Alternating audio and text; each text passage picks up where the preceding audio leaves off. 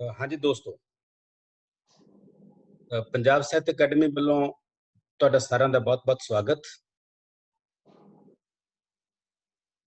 ਕੱਲ ਦੀ ਤਰ੍ਹਾਂ ਅੱਜ ਆਪਾਂ ਫੇਰ ਇੱਕ ਵਾਰ ਜੁੜ ਰਹੇ ਹਾਂ ਤੇ ਵਿਸ਼ਾ ਹੈ ਸੰਕਟ ਕਾਲ ਤੇ ਸਾਹਿਤ। ਕਾਫੀ ਸਾਰੇ ਦੋਸਤ ਜੁੜ ਰਹੇ ਨੇ ਤੇ ਕਾਫੀ ਸਾਰੇ ਦੋਸਤ ਜੁੜ ਰਹੇ ਨੇ 2-4 ਮਿੰਟ ਦੇ ਵਿੱਚ, ਤੇ ਤੁਹਾਡਾ ਸਾਰਿਆਂ ਦਾ ਮੈਂ ਪੰਜਾਬ ਸਾਹਿਤ ਅਕੈਡਮੀ ਵੱਲੋਂ ਬਹੁਤ-ਬਹੁਤ ਸਵਾਗਤ ਕਰਦਾ। ਆਪਾਂ ਸਾਰੇ ਪਿਛਲੇ ਲਗਭਗ 3-4 ਮਹੀਨਿਆਂ ਤੋਂ, ਵੈਸੇ ਤਾਂ ਜੇ ਆਪਾਂ ਪੂਰੀ ਗਣਨਾ ਕਰ ਲਈਏ ਤਾਂ ਲਗਭਗ 6-7 ਮਹੀਨੇ ਹੋ ਚੁੱਕੇ ਨੇ ਜਦੋਂ ਚੀਨ ਦੇ ਵਿੱਚ ਪਹਿਲੀ ਵਾਰ ਵੁਹਾਨ ਦੇ ਵਿੱਚ ਕਰੋਨਾ ਵਾਇਰਸ ਪਹਿਲੀ ਵਾਰ ਸਾਡੇ ਸਾਹਮਣੇ ਆਇਆ ਸੀ। ਪਰ ਹਿੰਦੁਸਤਾਨ ਦੇ ਵਿੱਚ ਆਪਾਂ ਦੇਖੀਏ ਤਾਂ ਅਸੀਂ ਲਗਭਗ 3-4 ਮਹੀਨੇ ਤੋਂ 3.5 ਮਹੀਨੇ ਤੋਂ ਜੂਝ ਰਹੇ ਹਾਂ ਤੇ ਸੰਕਟ ਦਾ ਦੌਰ ਜਿਹੜਾ ਚੱਲ ਰਿਹਾ ਹੈ। ਤੇ ਮੇਰੀ ਇੱਕ ਬੇਨਤੀ ਹੈ ਸਾਰਿਆਂ ਨੂੰ ਕਿ ਆਪਣੇ ਮਾਈਕ ਪਲੀਜ਼ ਆਫ ਕਰ ਲਓ। ਕੁਝ ਸਾਥੀਆਂ ਦੇ ਜਿਹੜੇ ਮਾਈਕ ਨੇ ਨਾ ਉਹ ਆਫ ਨਹੀਂ ਹੈਗੇ, ਉਹਨਾਂ ਦੀ ਆਵਾਜ਼ ਵਿੱਚ ਆਉਂਦੀ ਰਹਿੰਦੀ ਹੈ। ਜੇ ਮੇਰੀ ਆਵਾਜ਼ ਤੁਹਾਡੇ ਤੱਕ ਜਾਂਦੀ ਹੈ ਤਾਂ ਪਲੀਜ਼ ਆਪਣੇ ਸਾਰੇ ਜਿਹੜੇ ਮਾਈਕ ਨੇ ਉਹ ਆਫ ਕਰ ਲਓ ਤਾਂ ਕਿ ਜਿਹੜਾ ਬੋਲਣ ਵਾਲਾ ਹੈ ਉਹਦੀ ਆਵਾਜ਼ ਠੀਕ ਤਰੀਕੇ ਨਾਲ ਜਾਵੇ। ਤੁਸੀਂ ਸਾਰੇ ਇਸ ਵੇਲੇ ਫੇਸਬੁੱਕ ਤੇ ਲਾਈਵ ਹੋ, ਤੁਹਾਡੀ ਰਿਕਾਰਡਿੰਗ ਹੋ ਰਹੀ ਹੈ ਤੇ ਨਾਲ ਇਹ ਸਾਰਾ ਪ੍ਰੋਗਰਾਮ ਜਿਹੜਾ ਹੈਗਾ ਉਹ ਬਾਅਦ ਦੇ ਵਿੱਚ YouTube ਤੇ ਵੀ ਪਾਇਆ ਜਾਣਾ ਹੈ। ਸੋ ਦੋਸਤੋ, ਮੈਂ ਗੱਲ ਕਰ ਰਿਹਾ ਸੀ ਕਿ ਅਸੀਂ ਇਸ ਲਾਕਡਾਊਨ ਦੇ ਦਰਮਿਆਨ ਕਰੋਨਾ ਵਾਇਰਸ ਦੁਬਾਰਾ ਜੋ ਮਹਾਮਾਰੀ ਆਈ ਹੈ ਉਹਦੇ ਦਰਮਿਆਨ ਅਸੀਂ ਬਹੁਤ ਵੱਡੇ ਸੰਕਟਾਂ ਦੇ ਸ਼ਿਕਾਰ ਹੋਏ ਹਾਂ ਤੇ ਇਸ ਸੰਕਟ ਨੇ ਸਾਡੀ ਜ਼ਿੰਦਗੀ ਨੂੰ ਬਹੁਤ ਸਾਰੇ ਤਰੀਕਿਆਂ ਨਾਲ ਪ੍ਰਭਾਵਿਤ ਕੀਤਾ ਹੈ। ਉਹ ਕਿਹੜੇ ਤਰੀਕੇ ਨੇ, ਕਿਵੇਂ ਪ੍ਰਭਾਵਿਤ ਹੋਏ ਆ? ਆਰਥਿਕ ਤੌਰ ਤੇ, ਸਮਾਜਿਕ ਤੌਰ ਤੇ, ਮਾਨਸਿਕ ਤੌਰ ਤੇ, ਮਨੋਵਿਗਿਆਨਕ ਤੌਰ ਤੇ ਸਾਡੇ ਇਸ ਸੰਕਟ ਦੇ ਕੀ ਸਰੋਕਾਰ ਨੇ, ਇਹਨਾਂ ਨੂੰ ਜਾਣਨ ਲਈ ਇਹ ਪ੍ਰੋਗਰਾਮ ਜੋ ਸੰਵਾਦ ਹੈ, ਲੜੀਵਾਰ ਸੰਵਾਦ, ਉਹ ਸ਼ੁਰੂ ਕੀਤਾ ਹੈ। ਡਾਕਟਰ ਸਰਬਜੀਤ ਕੌਰ ਸੋਲ ਜੋ ਪੰਜਾਬ ਸਾਹਿਤ ਅਕੈਡਮੀ ਦੇ ਪ੍ਰਧਾਨ ਨੇ ਉਹ ਵੀ ਸਾਡੇ ਨਾਲ ਜੁਆਇਨ ਕਰ ਚੁੱਕੇ ਨੇ। ਮੈਡਮ, ਤੁਹਾਡਾ ਬਹੁਤ-ਬਹੁਤ ਸਵਾਗਤ ਹੈ ਜੀ। ਤੁਹਾਡਾ ਮਾਈਕ ਔਨ ਕਰ ਲਓ ਤੁਸੀਂ, ਬਾਕੀ ਸਾਰੇ ਪਲੀਜ਼ ਆਪਣਾ ਮਾਈਕ ਆਫ ਰੱਖਿਓ। ਜਿਹੜੇ ਸਾਡੀ ਡਿਗਨਿਟੀ ਨੇ ਉਹ ਆਪਣਾ ਮਾਈਕ ਔਨ ਰੱਖਣਗੇ, ਉਹ ਕਿਸੇ ਵੇਲੇ ਵੀ ਕੋਈ ਵੀ ਗੱਲ ਕਰ ਸਕਦੇ ਨੇ ਵਿੱਚੋਂ। ਮੈਮ ਸਵਾਗਤ ਹੈ ਜੀ ਬਹੁਤ-ਬਹੁਤ ਤੁਹਾਡਾ। ਬਹੁਤ ਸ਼ੁਕਰੀਆ ਡਾਕਟਰ ਸਾਹਿਬ ਜੀ। ਤੇ ਆਪਾਂ ਗੱਲ ਕਰ ਰਹੇ ਸੀ ਸੰਕਟ ਕਾਲ ਦੀ, ਤੇ ਸੰਕਟ ਕਾਲ ਦੇ ਵਿੱਚ ਸੰਵਾਦ ਰਚਾਉਣ ਲਈ, ਕਿਉਂਕਿ ਸੰਕਟ ਕਾਲ ਨੇ ਜਿੱਥੇ ਸਾਡੀ ਸਿਆਸਤ ਨੂੰ ਪ੍ਰਭਾਵਿਤ ਕੀਤਾ, ਜਿੱਥੇ ਸਾਡੇ ਧਰਮ ਨੂੰ ਪ੍ਰਭਾਵਿਤ ਕੀਤਾ, ਜਿੱਥੇ ਸਾਡੇ ਹੈਲਥ ਸਿਸਟਮ ਨੂੰ ਪ੍ਰਭਾਵਿਤ ਕੀਤਾ, ਜਿੱਥੇ ਵਿਗਿਆਨ ਨੂੰ ਪ੍ਰਭਾਵਿਤ ਕੀਤਾ, ਉੱਥੇ ਸਾਹਿਤ ਤੇ ਸਮਾਜ ਦੇ ਜੋ ਰਿਸ਼ਤੇ ਨੇ ਉਹ ਵੀ ਬਹੁਤ ਵੱਖਰੀ ਕਿਸਮ ਦੇ ਰਿਸ਼ਤੇ ਹੁੰਦੇ ਨੇ। ਇਹ ਰਿਸ਼ਤੇ ਵੀ ਬਹੁਤ ਤਰੀਕੇ ਨਾਲ ਪ੍ਰਭਾਵਿਤ ਹੁੰਦੇ ਨੇ। ਸਾਹਿਤ ਕਿਉਂਕਿ ਸਮਾਜ ਦੀ ਰਿਫਲੈਕਸ਼ਨ ਹੁੰਦਾ ਹੈ ਤੇ ਸਾਹਿਤ ਨੇ ਸਮਾਜ ਨੂੰ ਪ੍ਰਭਾਵਿਤ ਵੀ ਕਰਨਾ ਹੁੰਦਾ ਤੇ ਸਮਾਜ ਤੋਂ ਪ੍ਰਭਾਵਿਤ ਵੀ ਹੋਣਾ ਹੁੰਦਾ ਹੈ। ਤੇ ਅੱਜ ਸਾਡੇ ਵਿਚਕਾਰ ਜੋ ਮਹਿਮਾਨ ਨੇ ਜਿਨ੍ਹਾਂ ਨਾਲ ਆਪਾਂ ਗੱਲ ਕਰਨੀ ਹੈ ਉਹ ਪੰਜਾਬੀ ਦੇ ਇਸ ਵੇਲੇ ਬਹੁਤ ਵੱਡੇ ਚਿੰਤਕ ਨੇ। ਜੇ ਇਹ ਕਹੀਏ ਕਿ ਸਮਾਜਿਕ ਸਰੋਕਾਰਾਂ ਨਾਲ, ਸਾਹਿਤਿਕ ਸਰੋਕਾਰਾਂ ਨਾਲ, ਸਿਆਸੀ ਸਰੋਕਾਰਾਂ ਨਾਲ, ਮਾਨਸਿਕ ਮਨੋਵਿਗਿਆਨਕ ਸਰੋਕਾਰਾਂ ਨਾਲ ਜੁੜੇ ਹੋਏ ਸਭ ਤੋਂ ਇਸ ਵੇਲੇ ਜੋ ਸਭ ਤੋਂ ਪ੍ਰਸਿੱਧ ਸ਼ਖਸੀਅਤ, ਸਭ ਤੋਂ ਚਰਚਿਤ ਸ਼ਖਸੀਅਤ ਪੰਜਾਬੀ ਸਾਹਿਤ ਦੀ ਡਾਕਟਰ ਸੁਖਦੇਵ ਸਿੰਘ ਸਿਰਸਾ ਸਾਡੇ ਵਿਚਕਾਰ ਨੇ। ਸਤਪਾਲ ਭੀਖੀ ਜੀ ਵੀ ਸ਼ਾਮਲ ਹੋ ਗਏ, ਤੁਹਾਡਾ ਵੀ ਬਹੁਤ-ਬਹੁਤ ਸਵਾਗਤ ਹੈ। ਡਾਕਟਰ ਸੁਖਦੇਵ ਸਿੰਘ ਸਿਰਸਾ ਜੀ ਬਾਰੇ ਮੈਂ ਜੇ ਇੰਟਰੋਡਕਸ਼ਨ ਦੇਵਾਂ ਤਾਂ ਬਹੁਤ ਲੰਮੀ ਚੌੜੀ ਹੈ ਇਹਨਾਂ ਦੀ ਇੰਟਰੋਡਕਸ਼ਨ। ਕੇਂਦਰੀ ਪੰਜਾਬੀ ਲੇਖ ਸਭਾ ਦੇ ਜਨਰਲ ਸਕੱਤਰ ਨੇ, ਪ੍ਰਗਤੀਸ਼ੀਲ ਲੇਖ ਸੰਘ ਦੇ ਪੂਰੇ ਹਿੰਦੁਸਤਾਨ ਦੇ ਕੌਮੀ ਜਨਰਲ ਸਕੱਤਰ ਨੇ, ਹੋਰ ਬਹੁਤ ਸਾਰੀਆਂ ਸੰਸਥਾਵਾਂ ਨਾਲ ਜੁੜੇ ਹੋਏ ਨੇ, ਪ੍ਰੋਫੈਸਰ ਨੇ ਪੰਜਾਬ ਯੂਨੀਵਰਸਿਟੀ ਚੰਡੀਗੜ੍ਹ ਦੇ ਵਿੱਚ। ਬਹੁਤ ਸਾਰੀਆਂ ਕਿਤਾਬਾਂ ਇਹਨਾਂ ਦੀਆਂ ਮੇਰੇ ਸਾਹਮਣੇ ਇੱਕ ਲੰਮੀ ਲਿਸਟ ਹੈ। ਚਾਹੇ ਉਹ ਸੂਫੀ ਬਾਤ ਤੇ ਇਹਨਾਂ ਨੇ ਕੰਮ ਕੀਤਾ, ਚਾਹੇ ਨਾਰੀ ਦ੍ਰਿਸ਼ਟੀ ਤੇ ਕੰਮ ਕੀਤਾ, ਕੂਕਾ ਅੰਦੋਲਨ ਤੇ ਕੰਮ ਕੀਤਾ, ਕਵਿਤਾ ਤੇ ਬਹੁਤ ਸਾਰਾ ਕੰਮ ਕੀਤਾ, ਪਾਸ਼ ਤੇ ਕੰਮ ਕੀਤਾ, ਪੰਜਾਬੀ ਦੀ ਪਹਿਲੀ ਕਵਿਤਰੀ ਪੀਰੋ ਪ੍ਰੇਮਣ ਤੇ ਬਹੁਤ ਸਾਰਾ ਕੰਮ ਕੀਤਾ। ਸੋ ਅੱਜ ਸਾਡੇ ਵਿਚਕਾਰ ਇਸ ਇਸ਼ੂ ਤੇ, ਸੰਕਟ ਕਾਲ ਤੇ ਅਸੀਂ ਦੇ ਉੱਤੇ ਸਾਡੇ ਨਾਲ ਸੰਵਾਦ ਰਚਾਉਣਗੇ। ਡਾਕਟਰ ਸੁਖਦੇਵ ਸਿੰਘ ਸਿਰਸਾ ਜੀ, ਤੁਹਾਡਾ ਬਹੁਤ-ਬਹੁਤ ਸਵਾਗਤ ਹੈ ਜੀ। ਸ਼ੁਕਰੀਆ ਕੁਲਦੀਪ ਸਿੰਘ ਦੀਪ ਜੀ। ਮੈਂ ਪੰਜਾਬ ਸਾਹਿਤ ਅਕਾਡਮੀ ਦਾ ਬਹੁਤ ਮਸ਼ਕੂਰ ਹਾਂ ਕਿ ਜਿਨ੍ਹਾਂ ਨੇ ਇੱਕ ਬਹੁਤ ਖੂਬਸੂਰਤ ਸਬੱਬ ਪੈਦਾ ਕੀਤਾ ਕਿ ਆਪਾਂ ਅੱਜ ਸੰਵਾਦ ਰਚਾ ਸਕੀਏ ਤੇ ਪੂਰੇ ਵਿਸ਼ਵ ਨੂੰ ਜਿਹੜੀਆਂ ਦਰਪੇਸ਼ ਸੰਕਟ ਨੇ ਉਹਨਾਂ ਦੇ ਹਵਾਲੇ ਨਾਲ ਗੱਲ ਕਰ ਸਕੀਏ। ਤੁਹਾਡਾ ਮੈਂ ਸਾਰਿਆਂ ਦਾ ਬਹੁਤ ਮਸ਼ਕੂਰ ਹਾਂ। ਜੀ, ਬਹੁਤ-ਬਹੁਤ ਧੰਨਵਾਦ। ਤੇ ਮੈਂ ਸਾਡੇ ਪ੍ਰਧਾਨ ਜੀ ਦੀ ਆਗਿਆ ਨਾਲ ਤੇ ਬਾਕੀ ਦੋਸਤਾਂ ਦੀ ਆਗਿਆ ਦੇ ਨਾਲ ਪ੍ਰੋਗਰਾਮ ਸ਼ੁਰੂ ਕਰ ਰਿਹਾ। ਸਰ, ਆਪਾਂ ਜੋ ਗੱਲਾਂ ਤੁਹਾਡੇ ਮਨ 'ਚ ਨੇ ਤੁਸੀਂ ਕਰੋਗੇ, ਪਰ ਕੁਝ ਸਵਾਲ ਮੈਂ ਤੁਹਾਡੇ ਨਾਲ ਕਰੂੰਗਾ। ਆਪਾਂ ਉਹਨਾਂ ਸਵਾਲਾਂ ਦੀ ਰੋਸ਼ਨੀ ਦੇ ਵਿੱਚ ਸੰਵਾਦ ਰਚਾਵਾਂਗੇ। ਜੀ ਪਹਿਲਾ ਜਿਹੜਾ ਮੈਂ ਜਿਸ ਮਸਲੇ ਤੇ ਗੱਲ ਕਰਨਾ ਚਾਹੂੰਗਾ ਕਿ ਜੋ ਇਹ ਕੋਰੋਨਾ ਮਹਾਮਾਰੀ ਦਾ ਸੰਕਟ ਪੂਰੀ ਦੁਨੀਆ ਦੇ ਵਿੱਚ ਆਇਆ ਹੈ, ਇਹ ਆਮ ਆਦਮੀ ਦੁਆਰਾ ਪੈਦਾ ਕੀਤਾ ਹੋਇਆ ਸੰਕਟ ਹੈ ਜਾਂ ਕੁਦਰਤ ਦੁਆਰਾ ਪੈਦਾ ਕੀਤਾ ਹੋਇਆ ਸੰਕਟ ਹੈ ਜਾਂ ਫਿਰ ਕਿਤੇ ਕੋਈ ਸਿਆਸੀ ਜਾਂ ਆਰਥਿਕ ਧਿਰਾਂ ਨੇ ਜਿਹੜੀਆਂ ਉਹਨਾਂ ਦੁਆਰਾ ਪੈਦਾ ਕੀਤਾ ਹੋਇਆ ਸੰਕਟ ਹੈ? ਥੋੜਾ ਜਿਹਾ ਆਪਾਂ ਇੱਥੋਂ ਗੱਲ ਸ਼ੁਰੂ ਕਰੀਏ। ਤੁਸੀਂ, ਕਿਉਂਕਿ ਬਹੁਤ ਸਾਰੇ ਸਾਡੇ ਮਨਾਂ ਦੇ ਵਿੱਚ ਇਸ ਤਰ੍ਹਾਂ ਦੇ ਖਦਸ਼ੇ ਨੇ, ਕਿਸੇ ਨੂੰ ਲੱਗਦਾ ਹੈ ਕਿ ਇਹ ਕੁਦਰਤ ਨੇ ਸਾਡੇ ਤੇ ਕੋਈ ਹਮਲਾ ਕਰਤਾ, ਕਿਸੇ ਨੂੰ ਇਹ ਲੱਗਦਾ ਹੈ ਕਿ ਆਮ ਮਨੁੱਖ ਦੀਆਂ ਗਲਤੀਆਂ ਤੋਂ ਪੈਦਾ ਹੋਇਆ ਸੰਕਟ ਹੈ, ਤੇ ਕਿਸੇ ਨੂੰ ਲੱਗਦਾ ਹੈ ਕਿ ਇਹ ਸਿਆਸੀ ਜਮਾਤ ਜਾਂ ਆਰਥਿਕ ਜਮਾਤ ਹੈ ਜੋ ਸਾਡੀ ਉਹਦਾ ਪੈਦਾ ਕੀਤਾ ਹੋਇਆ ਸੰਕਟ ਹੈ। ਤੁਹਾਡਾ ਇਸ ਬਾਰੇ ਕੀ ਨਜ਼ਰੀਆ ਹੈ, ਤਾਂ ਕਿ ਥੋੜ੍ਹੀਆਂ ਜਿਹੀਆਂ ਜਿਹੜੇ ਜਾਲੇ ਨੇ ਉਹ ਸਾਫ਼ ਹੋ ਸਕਣ? ਡਾਕਟਰ ਸੁਖਦੇਵ ਸਿੰਘ ਜੀ। ਦੇਖੋ ਕੁਲਦੀਪ ਸਿੰਘ ਦੀਪ ਜੀ, COVID-19 ਇਹ ਜਿਹੜਾ ਵਾਇਰਸ ਆ ਜੀ, ਇਸ ਵਾਇਰਸ ਨੇ ਪੂਰੇ ਦੇ ਪੂਰੇ ਵਿਸ਼ਵ ਨੂੰ, ਕੁੱਲ ਆਲਮ ਨੂੰ ਆਪਣੀ ਗ੍ਰਿਫਤ ਵਿੱਚ ਲਿਆ ਜੀ। ਅਸਲ 'ਚ ਜੋ ਵਿਗਿਆਨੀ ਕਹਿ ਰਹੇ ਨੇ ਕਿ ਜਿਹੜੇ ਇਸ ਕਿਸਮ ਦੇ ਵਾਇਰਸ ਨੇ ਉਹ ਆਮ ਤੌਰ ਤੇ ਕਿਸੇ ਨਾ ਕਿਸੇ ਲਿਵਿੰਗ ਬੋਡੀ ਦੇ ਉੱਤੇ ਪਲਦੇ ਨੇ ਤੇ ਇਹ ਵਾਇਰਸ ਚਮਗਿੱਦੜਾਂ ਤੇ ਵਾਇਰਸ ਇਹ ਰਹਿਣ ਵਾਲਾ ਵਾਇਰਸ ਸੀ। ਪਰ ਜਦੋਂ ਅਸੀਂ ਕਰਕੇ ਵਾਤਾਵਰਨ ਨਾਲ ਖਿਲਵਾੜ ਕਰਕੇ ਜਦੋਂ ਅਸੀਂ ਇਸ ਕਿਸਮ ਦਾ ਪ੍ਰਦੂਸ਼ਣ ਪੈਦਾ ਕੀਤਾ ਤੇ ਜਿੱਥੇ ਬਹੁਤ ਸਾਰੇ ਇਹ ਚਮਗਿੱਦੜ ਸੀ ਉਹ ਸਰਵਾਈਵ ਨਹੀਂ ਕਰ ਸਕੇ ਜਾਂ ਇਹ ਵਾਇਰਸ ਉਹਨਾਂ ਤੇ ਸਰਵਾਈਵ ਨਹੀਂ ਕਰ ਸਕਿਆ ਤੇ ਅਲਟੀਮੇਟ ਇਹ ਜਿਹੜਾ ਵਾਇਰਸ ਸੀ ਇਹ ਹਿਊਮਨ ਬੋਡੀਜ਼ ਤੱਕ ਆਇਆ, ਮਨੁੱਖੀ ਸਰੀਰਾਂ ਤੱਕ ਆਇਆ। ਸੋ ਮੈਂ ਸਮਝਦਾ ਕਿ ਇਸ ਵਾਇਰਸ ਦਾ ਵੱਡਾ ਕਾਰਨ ਤਾਂ ਪ੍ਰਕਿਰਤੀ ਵੱਲੋਂ ਹੀ ਇੱਕ ਹੋਈ ਸ਼ਿਫਟ ਹੈ, ਪਰ ਦੂਜੇ ਪਾਸੇ ਮੈਂ ਸਮਝਦਾ ਕਿ ਕੁਝ ਹੱਦ ਤੱਕ ਅਸੀਂ ਵੀ ਜ਼ਿੰਮੇਵਾਰ ਹਾਂ ਜਿਨ੍ਹਾਂ ਨੇ ਪ੍ਰਕਿਰਤੀ ਨਾਲ ਇੰਨਾ ਖਿਲਵਾੜ ਕੀਤਾ ਆ ਕਿ ਅਸੀਂ ਪ੍ਰਕਿਰਤੀ ਦੇ ਹਰ ਅੰਗ ਨੂੰ, ਚਾਹੇ ਉਹ ਪੌਣ ਆ, ਚਾਹੇ ਉਹ ਪਾਣੀ ਆ, ਚਾਹੇ ਉਹ ਧਰਤੀ ਆ, ਅਸੀਂ ਉਹਨੂੰ ਪੋਲਿਊਟ ਕੀਤਾ ਆ। ਸੋ ਮੈਨੂੰ ਲੱਗਦਾ ਹੈ ਕਿ ਤੀਸਰੀ ਗੱਲ ਜਿਹੜੀ ਰਾਜਨੀਤਿਕ ਤੇ ਇੱਕ ਕਨੋਟੇਸ਼ਨ ਜੁੜੀ ਹੈ ਕਿ ਅਮਰੀਕਾ ਵੱਲੋਂ ਖਾਸ ਤੌਰ ਤੇ ਚਾਈਨਾ ਨੂੰ ਦੋਸ਼ ਦਿੱਤੇ ਗਏ ਕਿ ਇਹ ਵਾਇਰਸ ਜਾਣਬੁੱਝ ਕੇ ਚਾਈਨਾ ਨੇ ਕ੍ਰੀਏਟ ਕੀਤਾ ਹੈ। ਉਹ ਮੈਂ ਸਮਝਦਾ ਕਿ ਉਹ ਹੁਣ ਕੁੱਲ ਦੁਨੀਆ ਸਮਝਦੀ ਆ ਕਿ ਜਿਹੜਾ ਅਮਰੀਕਾ ਦਾ ਇਹ ਇਲਜ਼ਾਮ ਸੀ ਉਹ ਅਮਰੀਕਾ ਦੀ ਸਰਕਾਰ ਜਿਹੜੀ ਆਪ ਸੰਕਟਾਂ ਦਾ ਸ਼ਿਕਾਰ ਆ, ਅਮਰੀਕਨ ਸਾਮਰਾਜ ਜਿਹੜਾ ਖੁਦ ਆਰਥਿਕ ਸੰਕਟਾਂ ਦਾ ਸ਼ਿਕਾਰ ਆ ਤੇ ਅੱਗੇ ਉਹਨੂੰ ਆਪਣੀ ਇਲੈਕਸ਼ਨ ਦਿਸ ਰਹੀ ਆ, ਇਸ ਕਰਕੇ ਉਹ ਚਾਈਨਾ ਨੂੰ ਬਦਨਾਮ ਕਰ ਰਿਹਾ। ਇਸ ਤਰ੍ਹਾਂ ਅਸੀਂ ਆਪਣੇ ਮੁਲਕ ਵਿੱਚ ਵੀ ਦੇਖਦੇ ਹਾਂ ਕਿ ਸਾਡੀਆਂ ਸਰਕਾਰਾਂ ਜਿਨ੍ਹਾਂ ਨੇ ਲੋਕਾਂ ਦੇ ਮਸਲਿਆਂ ਨੂੰ ਐਡਰੈਸ ਨਹੀਂ ਕੀਤਾ, ਸਾਡੀ ਆਰਥਿਕਤਾ ਨੂੰ ਐਡਰੈਸ ਨਹੀਂ ਕੀਤਾ, 2 ਕਰੋੜ ਨੌਜਵਾਨਾਂ ਨੂੰ ਨੌਕਰੀ ਦੇਣ ਦਾ ਵਾਅਦਾ ਕੀਤਾ ਸੀ, ਚੰਗੇ ਦਿਨਾਂ ਦੀਆਂ ਦੇ ਲਾਰੇ ਲਾਏ ਸੀ, ਸਾਡੀਆਂ ਆਪਣੀਆਂ ਸਰਕਾਰਾਂ ਵੀ ਲੋਕਾਂ ਦਾ ਧਿਆਨ ਅਸਲੀ ਮੁੱਦਿਆਂ ਤੋਂ ਹਟਾਉਣ ਲਈ ਇਸ ਕਰੋਨਾ ਮਹਾਮਾਰੀ ਨੂੰ ਚਾਈਨਾ ਦੇ ਸਿਰ ਮੜ ਕੇ ਆਪਣੇ ਲੋਕਾਂ ਦਾ ਧਿਆਨ ਆਪਣੇ ਮਸਲਿਆਂ ਤੋਂ ਹਟਾਉਣਾ ਚਾਹੁੰਦੇ ਨੇ। ਜੀ ਬਹੁਤ ਕਲੀਅਰ ਕੱਟ ਤੁਸੀਂ ਗੱਲਾਂ ਦੱਸੀਆਂ ਨੇ ਕਿ ਇਹਦੇ ਕੀ ਕਾਰਨ ਰਹੇ ਨੇ।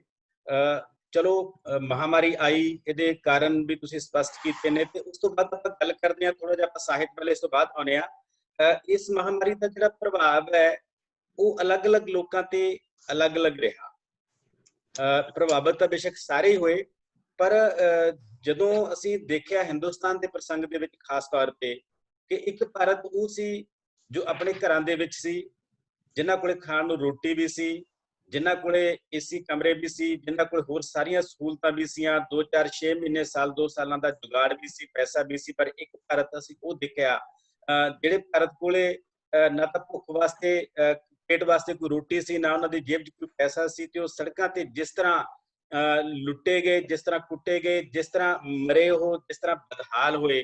ਤਾਂ ਇੱਕ ਭਾਰਤ ਦੇ ਵਿੱਚ 2 ਭਾਰਤ ਜਿਹੜੇ ਨਜ਼ਰ ਆ ਰਹੇ ਨੇ। ਇਹ ਕਰੋਨਾ ਮਹਾਮਾਰੀ ਨੇ ਬਹੁਤ ਕੁਝ ਸਾਡੇ ਸਾਹਮਣੇ ਲਿਆਂਦਾ, ਤਾਂ ਪਹਿਲਾਂ ਵੀ ਇਸ ਤਰ੍ਹਾਂ ਦੀਆਂ ਸੀਆਂ। ਤੁਹਾਨੂੰ ਕੀ ਲੱਗਦਾ ਹੈ ਕਿ ਇੱਕ ਭਾਰਤ ਦੇ ਅੰਦਰ ਜਿਹੜੇ 2 ਭਾਰਤ ਨੇ, ਇਸ ਸੰਕਟ ਨੇ, ਕਰੋਨਾ ਮਹਾਮਾਰੀ ਨੇ ਇਹਨਾਂ ਦੋਨਾਂ ਨੂੰ ਕਿਵੇਂ ਵੱਖਰੇ-ਵੱਖਰੇ ਤਰੀਕੇ ਨਾਲ ਪ੍ਰਭਾਵਿਤ ਕੀਤਾ? ਦੇਖੋ ਕੁਲਦੀਪ ਜੀ, ਮੈਂ ਇਹ ਸਮਝਦਾ ਕਿ ਸੰਕਟ ਮਨੁੱਖਤਾ ਤੇ ਪਹਿਲਾਂ ਵੀ ਆਉਂਦੇ ਰਹੇ ਆ। ਜੇ ਅਸੀਂ ਥੋੜਾ ਜਿਹਾ ਇਤਿਹਾਸ ਵੱਲ ਨੂੰ ਜਾਈਏ, 430 ਪੂਰਵ ਈਸਵੀ 'ਚ ਪਹਿਲੀ ਵਾਰ ਪਲੇਗ ਪੈਂਦੀ ਆ ਯੂਨਾਨ ਦੇ ਵਿੱਚ। ਕਈ ਕਿਸਮ ਦੀ ਪਲੇਗ ਦੁਨੀਆ ਦੇ ਵਿੱਚ ਪਈ ਆ, ਚਾਹੇ ਉਹ ਏਥਨ ਦੀ ਪਲੇਗ ਸੀ, ਐਂਟੋਨੀਅਨ ਦੀ ਪਲੇਗ ਸੀ, ਸਾਈਬੇਰੀਅਨ ਪਲੇਗ ਸੀ, ਬੂਬਨਿਕ ਪਲੇਗ ਸੀ, ਜਾਂ ਜਿਹਨੂੰ ਅਸੀਂ ਬਲੈਕ ਡੈਥ ਤੱਕ ਕਹਿ ਦਈਏ। ਕਈ ਕਿਸਮ ਦੇ ਇਨਫਲੂਐਂਜੇ, ਕਈ ਕਿਸਮ ਦੀਆਂ ਚੇਚਕ ਦੀਆਂ ਬਹੁਤ ਸਾਰੀਆਂ ਬਿਮਾਰੀਆਂ ਪਹਿਲਾਂ ਵੀ ਪੈਦਾ ਹੁੰਦੀਆਂ ਰਹੀਆਂ। ਇੱਕ ਤਾਂ ਪਹਿਲਾਂ ਕਦੇ ਵੀ ਇਸ ਤਰ੍ਹਾਂ ਨਹੀਂ ਹੋਇਆ ਕਿ ਕਿਸੇ ਇੱਕ ਵਾਇਰਸ ਨੇ, ਕਿਸੇ ਇੱਕ ਬਿਮਾਰੀ ਨੇ ਸਾਰੀ ਦੁਨੀਆ ਨੂੰ ਆਪਣੀ ਚਪੇਟ ਵਿੱਚ ਲਿਆ ਹੋ। ਇੱਕ ਤਾਂ ਕਰੋਨਾ ਨੇ ਦੁਨੀਆ ਦੇ ਬਹੁਤ ਵੱਡੇ ਹਿੱਸੇ ਨੂੰ ਆਪਣੀ ਚਪੇਟ ਵਿੱਚ ਲਿਆ। ਜੀ ਦੂਸਰਾ ਮੈਂ ਸਮਝਦਾ ਕਿ ਇਹ ਸੰਕਟ ਕੇਵਲ ਸਰੀਰਕ ਹੋਂਦ ਦਾ ਸੰਕਟ ਨਹੀਂ ਸੀ, ਕਿਉਂਕਿ ਵੱਡਾ ਸੰਕਟ ਇਹ ਸੀ ਕਿ ਵਰਲਡ ਹੈਲਥ ਆਰਗੇਨਾਈਜੇਸ਼ਨ ਤੋਂ ਲੈ ਕੇ ਦੁਨੀਆ ਦੀਆਂ ਜਿਹੜੀਆਂ ਸਾਰੀਆਂ ਵੱਡੀਆਂ ਲੈਬੋਰਟਰੀਜ਼ ਨੇ ਜਿੱਥੇ ਮੈਡੀਸਨ ਦੇ ਤਜਰਬੇ ਖੋਜਾਂ ਹੁੰਦੀਆਂ ਨੇ, ਉਹ ਸਾਰੇ ਕਹਿ ਰਹੇ ਨੇ ਇਸ ਸਾਡੇ ਤੱਕ ਕੋਈ ਵੈਕਸੀਨ ਤਿਆਰ ਨਹੀਂ ਹੋਈ, ਕੋਈ ਇਲਾਜ ਨਹੀਂ। ਇਸ ਸੂਚਨਾ ਨੇ ਲੋਕਾਂ ਨੂੰ ਬਹੁਤ ਭੈ ਭੀਤ ਵੀ ਕੀਤਾ। ਤੋਂ ਮੈਂ ਕਿ ਇੱਕ ਤਾਂ ਸਾਡੀ ਸਰੀਰ ਹੋਂਦ ਲਈ ਵੱਡਾ ਸੰਕਟ, ਪਰ ਇਹਦੇ ਨਾਲ ਨਾਲ ਮੈਂ ਦੇਖਦਾ ਕਿ ਕਰੋਨਾ ਮਹਾਮਾਰੀ ਦੇ ਸੰਕਟ ਬਹੁਤ ਪਸਾਰੀ ਨੇ। ਇਹ ਕੁੱਲ ਆਲਮ ਤੱਕ ਵੀ ਫੈਲਿਆ ਤੇ ਇਹਦੇ ਪਸਾਰ ਵੀ ਬੜੇ ਨੇ। ਇੱਕ ਸੰਕਟ ਸੀ ਇਹਦਾ ਆਰਥਿਕ, ਕਿਉਂਕਿ ਇਹਦੇ ਨਾਲ ਕੀ ਹੋਇਆ ਕਿ ਦੁਨੀਆ ਭਰ ਦਾ ਵਣਜ ਖਤਮ ਹੋਇਆ, ਦੁਨੀਆ ਭਰ ਦਾ ਵਪਾਰ ਖਤਮ ਹੋਇਆ, ਬਾਜ਼ਾਰ ਖਤਮ ਹੋਇਆ, ਉਤਪਾਦਨ ਜਿਹੜਾ ਸੀ ਉਹ ਬੰਦ ਹੋਇਆ। ਕਿ ਜੀ ਉਤਪਾਦਨ ਬੰਦ ਹੋਣ ਨਾਲ ਜਿਹੜਾ ਬਹੁਤ ਗਰੀਬ ਤਬਕਾ ਸੀ ਜਿਹਨੇ ਰੋਜ਼ ਕਮਾ ਕੇ ਖਾਣਾ ਹੁੰਦਾ ਆ, ਉਹਨਾਂ ਲਈ ਰਾਸ਼ਨ ਦੀ ਬਹੁਤ ਵੱਡੀ ਸਮੱਸਿਆ ਪੈਦਾ ਹੋਈ। ਸੋ ਅਸੀਂ ਦੇਖਦੇ ਹਾਂ ਕਿ ਇੱਕ ਤਾਂ ਬਹੁਤ ਵੱਡਾ ਇਹਦਾ ਪ੍ਰਭਾਵ ਪਿਆ ਦੁਨੀਆ ਦੀ ਆਰਥਿਕਤਾ ਤੇ। ਅੱਜ ਅਸੀਂ ਦੇਖਦੇ ਹਾਂ ਕਿ ਸਮੁੱਚੇ ਵਿਸ਼ਵ ਦੀ ਜਿਹੜੀ ਆਰਥਿਕਤਾ ਆ ਉਹ ਚੁਰਮਰਾ ਗਈ ਆ ਕਰੋਨਾ ਵਾਇਰਸ ਕਰਕੇ ਜੀ। ਔਰ ਨਾਲ ਦੀ ਨਾਲ ਅਸੀਂ ਇਹ ਦੇਖਦੇ ਹਾਂ ਕਿ ਇਸ ਆਰਥਿਕ ਸੰਕਟ ਦੇ ਨਾਲੋਂ ਵੀ ਜਿਹੜਾ ਮੈਨੂੰ ਲੱਗਦਾ ਕਿ ਵੱਧ ਭਿਆਨਕ ਆ ਉਹ ਸਾਡਾ ਭਾਈਚਾਰਕ ਸੰਕਟ ਸੀ।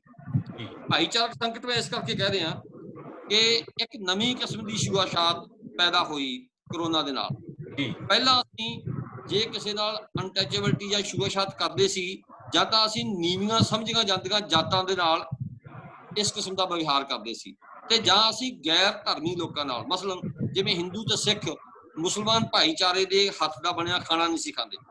ਤੋਂ ਅੱਗੇ ਜਿਹੜਾ ਅਸੀਂ ਛੂਆਛਾਤ ਕਰਦੇ ਸੀ ਉਹ ਗੈਰਾਂ ਨਾਲ ਕਰਦੇ ਸੀ, ਦੂਜਿਆਂ ਨਾਲ ਕਰਦੇ ਸੀ, ਜਾਂ ਸਾਡੇ ਸਮਾਜ ਵਿੱਚ ਜਿਹੜੀਆਂ ਜਾਤਾਂ ਨੂੰ ਕਥਿਤ ਨੀਵੀਆਂ ਜਾਤਾਂ ਕਿਹਾ ਉਹਨਾਂ ਨਾਲ ਕਰਦੇ ਸੀ। ਪਰ ਇਹ ਪਹਿਲੀ ਵਾਰ ਹੋਇਆ ਕਿ ਅਸੀਂ ਆਪਣੇ ਪਰਿਵਾਰ ਦੇ ਜੀਆਂ ਨਾਲ ਹੀ ਛੂਆਛਾਤ ਕਰਨਾ ਸ਼ੁਰੂ ਕੀਤਾ ਜੀ, ਆਪਣੇ ਬੱਚਿਆਂ ਨਾਲ, ਆਪਣੇ ਮਾਪਿਆਂ ਨਾਲ। ਔਰ ਇਹਦਾ ਸਭ ਤੋਂ ਦਿਖਾਂਤਕ ਪਹਿਲੂ ਇਹ ਸੀ ਕਿ ਬਹੁਤ ਸਾਰੇ ਥਾਵਾਂ ਤੇ ਐਸੇ ਕੇਸ ਰਿਪੋਰਟ ਹੋਏ ਕਿ ਜਿੱਥੇ ਮਾਪਿਆਂ ਚੋਂ ਕਿਸੇ ਦੀ ਡੈਥ ਹੋ ਗਈ ਤੇ ਬੱਚੇ ਉਹਦਾ ਸੰਸਕਾਰ ਕਰਨ ਨਹੀਂ ਆਏ। ਔਰ ਮੈਂ ਇਸੇ ਤਰ੍ਹਾਂ ਸਮਝਦਾ ਕਿ ਇਹਦਾ ਇੱਕ ਭਿਆਨਕ ਸੰਕਟ ਇਹ ਵੀ ਸੀ ਕਿ ਸਾਡੇ ਪੰਜਾਬ ਦਾ ਮਾਣ, ਪੰਜਾਬ ਦੀ ਸੰਗੀਤ ਦੀ ਵੱਡੀ ਹਸਤੀ, ਗੁਰਬਤ ਸੰਗੀਤ ਦੀ ਵੱਡੀ ਹਸਤੀ, ਜਦੋਂ ਉਹਨਾਂ ਦਾ ਦੇਹਾਂਤ ਹੋ ਜਾਂਦਾ ਆ ਤਾਂ ਉਹਨਾਂ ਨੂੰ ਇੱਕ ਪਿੰਡ ਵੱਲੋਂ ਵੇਰਕਾ ਦੇ ਵਿੱਚ ਉਹਨਾਂ ਦਾ ਸੰਸਕਾਰ ਨਹੀਂ ਕਰ ਦਿੱਤਾ ਜਾਂਦਾ। ਸੋ ਮੈਂ ਸਮਝਦਾ ਕਿ ਇਹ ਜਿਹੜਾ ਸੰਕਟ ਸੀ ਭਾਈਚਾਰਕ ਸੰਕਟ, ਜਿਹਨੂੰ ਮੈਂ ਕਹਿ ਸਕਦਾ ਇਹ ਸਮਾਜਿਕ ਦੂਰੀ ਨਹੀਂ ਸੀ, ਅਸਲ 'ਚ ਇਹ ਸਮਾਜਿਕ ਦੂਰੀ ਨਾਲੋਂ ਵੱਧ ਇਹ ਸਮਾਜਿਕ ਅਲਗਾਵ ਸੀ ਜੀ। ਦੂਸਰੀ ਗੱਲ ਮੈਂ ਸਮਝਦਾ ਕਿ ਇਸ ਸੰਕਟ ਦਾ ਜਿਹੜਾ ਹੋਰ ਵੀ ਸੰਵੇਦਨਸ਼ੀਲ ਪਹਿਲੂ ਸੀ ਉਹ ਸੀ ਉਦਾਸੀਨਤਾ, ਇੰਡੀਫਰੈਂਸ। ਅਸੀਂ ਦੂਜਿਆਂ ਪ੍ਰਤੀ ਇੰਨੇ ਉਦਾਸੀਨ ਹੋ ਗਏ, ਅਸੀਂ ਇਹ ਮੰਨ ਲਿਆ ਕਿ ਸਾਡਾ ਆਪਣੇ ਤੋਂ ਬਿਨਾਂ ਹੋਰ ਕਿਸੇ ਨਾਲ ਕੋਈ ਲਾਗਾ ਦੇਗਾ ਨਹੀਂ ਜੀ। ਇਸ ਉਦਾਸੀਨਤਾ ਦਾ ਸਭ ਤੋਂ ਵੱਧ ਸ਼ਿਕਾਰ ਤਾਂ ਉਹ ਲੋਕ ਹੋਏ ਜਿਹੜੇ ਸਾਡੇ ਘਰਾਂ 'ਚ ਕੰਮ ਕਰਦੇ ਸੀ, ਸਾਡੇ ਖੇਤਾਂ ਖਲਿਆਣਾਂ 'ਚ ਕੰਮ ਕਰਦੇ ਸੀ, ਸਾਡੀਆਂ ਫੈਕਟਰੀਆਂ 'ਚ ਕੰਮ ਕਰਦੇ ਸੀ। ਮੇਰਾ ਭਾਵ ਮਜ਼ਦੂਰ ਜਮਾਤ ਸੋ। ਅਸੀਂ ਮਜ਼ਦੂਰ ਜਮਾਤ ਪ੍ਰਤੀ ਇੰਨੇ ਉਦਾਸੀਨ ਹੋ ਗਏ ਕਿ ਘਰਾਂ 'ਚ ਕੰਮ ਕਰਦੇ ਮਜ਼ਦੂਰਾਂ ਨੂੰ ਅਸੀਂ ਘਰਾਂ 'ਚ ਆਉਣ ਤੋਂ ਮਨਾ ਕਰ ਦਿੱਤਾ ਜੀ। ਸੋ ਇੱਕ ਤਾਂ ਇਹਦੇ ਨਾਲ ਇਹ ਹੋਇਆ ਕਿ ਇਸ ਉਦਾਸੀਨਤਾ ਨੇ ਸਾਡੀ ਵਰਕਿੰਗ ਕਲਾਸ ਦੇ ਮਨਾਂ 'ਚ ਇੱਕ ਤੌਖਲਾ ਪੈਦਾ ਕੀਤਾ ਕਿ ਇਸ ਵਿਕਸਿਤ ਹੋ ਚੁੱਕੇ ਸਮਾਜ ਦੇ ਵਿੱਚ, ਇਸ ਸੱਭਿਅਕ ਸਮਾਜਾਂ ਵਿੱਚ ਸਾਡੀ ਥਾਂ ਕੀ ਆ। ਅੱਜ ਹੋਇਆ ਕੀ ਆ ਕਿ ਇੱਕ ਨਵੀਂ ਕਿਸਮ ਦੀ ਹਿਜਰਤ ਸਾਹਮਣੇ ਆਈ। ਅੱਗੇ ਬੰਦੇ ਨੂੰ ਜਲਾਵਤਨ ਕੀਤਾ ਜਾਂਦਾ ਸੀ ਜੇ ਕੋਈ ਉਹ ਦੇਸ਼ ਧਰੋਹੀ ਦਾ ਕੰਮ ਕਰਦਾ ਸੀ ਜਾਂ ਪੂਰੇ ਦੇ ਪੂਰੇ ਭਾਈਚਾਰੇ ਦੇ ਵਿਰੁੱਧ ਕੋਈ ਕੰਮ ਕਰਦਾ ਸੀ ਤਾਂ ਉਹਨੂੰ ਭਾਈਚਾਰਾ ਬੇਦਖਲ ਕਰ ਦਿੰਦਾ ਸੀ, ਛੇਕ ਦਿੰਦਾ ਸੀ ਜੀ। ਪਰ ਜਾਂ ਫਿਰ ਇਸ ਤਰ੍ਹਾਂ ਵੀ ਹੋਇਆ ਕਿ ਜਦੋਂ ਦੁਨੀਆ ਦੇ ਵਿੱਚ ਕੋਈ ਦੇਸ਼ ਆਜ਼ਾਦ ਹੋਇਆ, ਜਿਵੇਂ ਹਿੰਦੁਸਤਾਨ ਦੀ ਅਸੀਂ ਗੱਲ ਕਰ ਲਈਏ 47 'ਚ, ਉਦੋਂ ਹਿਜਰਤ ਹੋਈ, ਜਾਂ ਕਿਤੇ ਵੱਡੀਆਂ ਜੰਗਾਂ ਲੱਗੀਆਂ ਉਦੋਂ ਵੀ ਹਿਜਰਤ ਹੋਈ। ਪਰ ਇਹ ਪਹਿਲੀ ਵਾਰ ਸੀ ਕਿ ਹਿੰਦੁਸਤਾਨ ਦੇ ਵਿੱਚ ਇੱਕ ਨਵੀਂ ਕਿਸਮ ਦੀ ਹਿਜਰਤ ਦੇਖਣ ਨੂੰ ਮਿਲੀ, ਇੱਕ ਨਵੀਂ ਕਿਸਮ ਦੀ ਜਲਾਵਤਨੀ ਦੇਖਣ ਨੂੰ ਮਿਲੀ ਜੀ। ਬੰਦਾ ਆਪਣੇ ਦੇਸ਼ ਵਿੱਚ ਬੈਠਾ ਹੀ ਬੇਗਾਨਾ ਹੋ ਗਿਆ।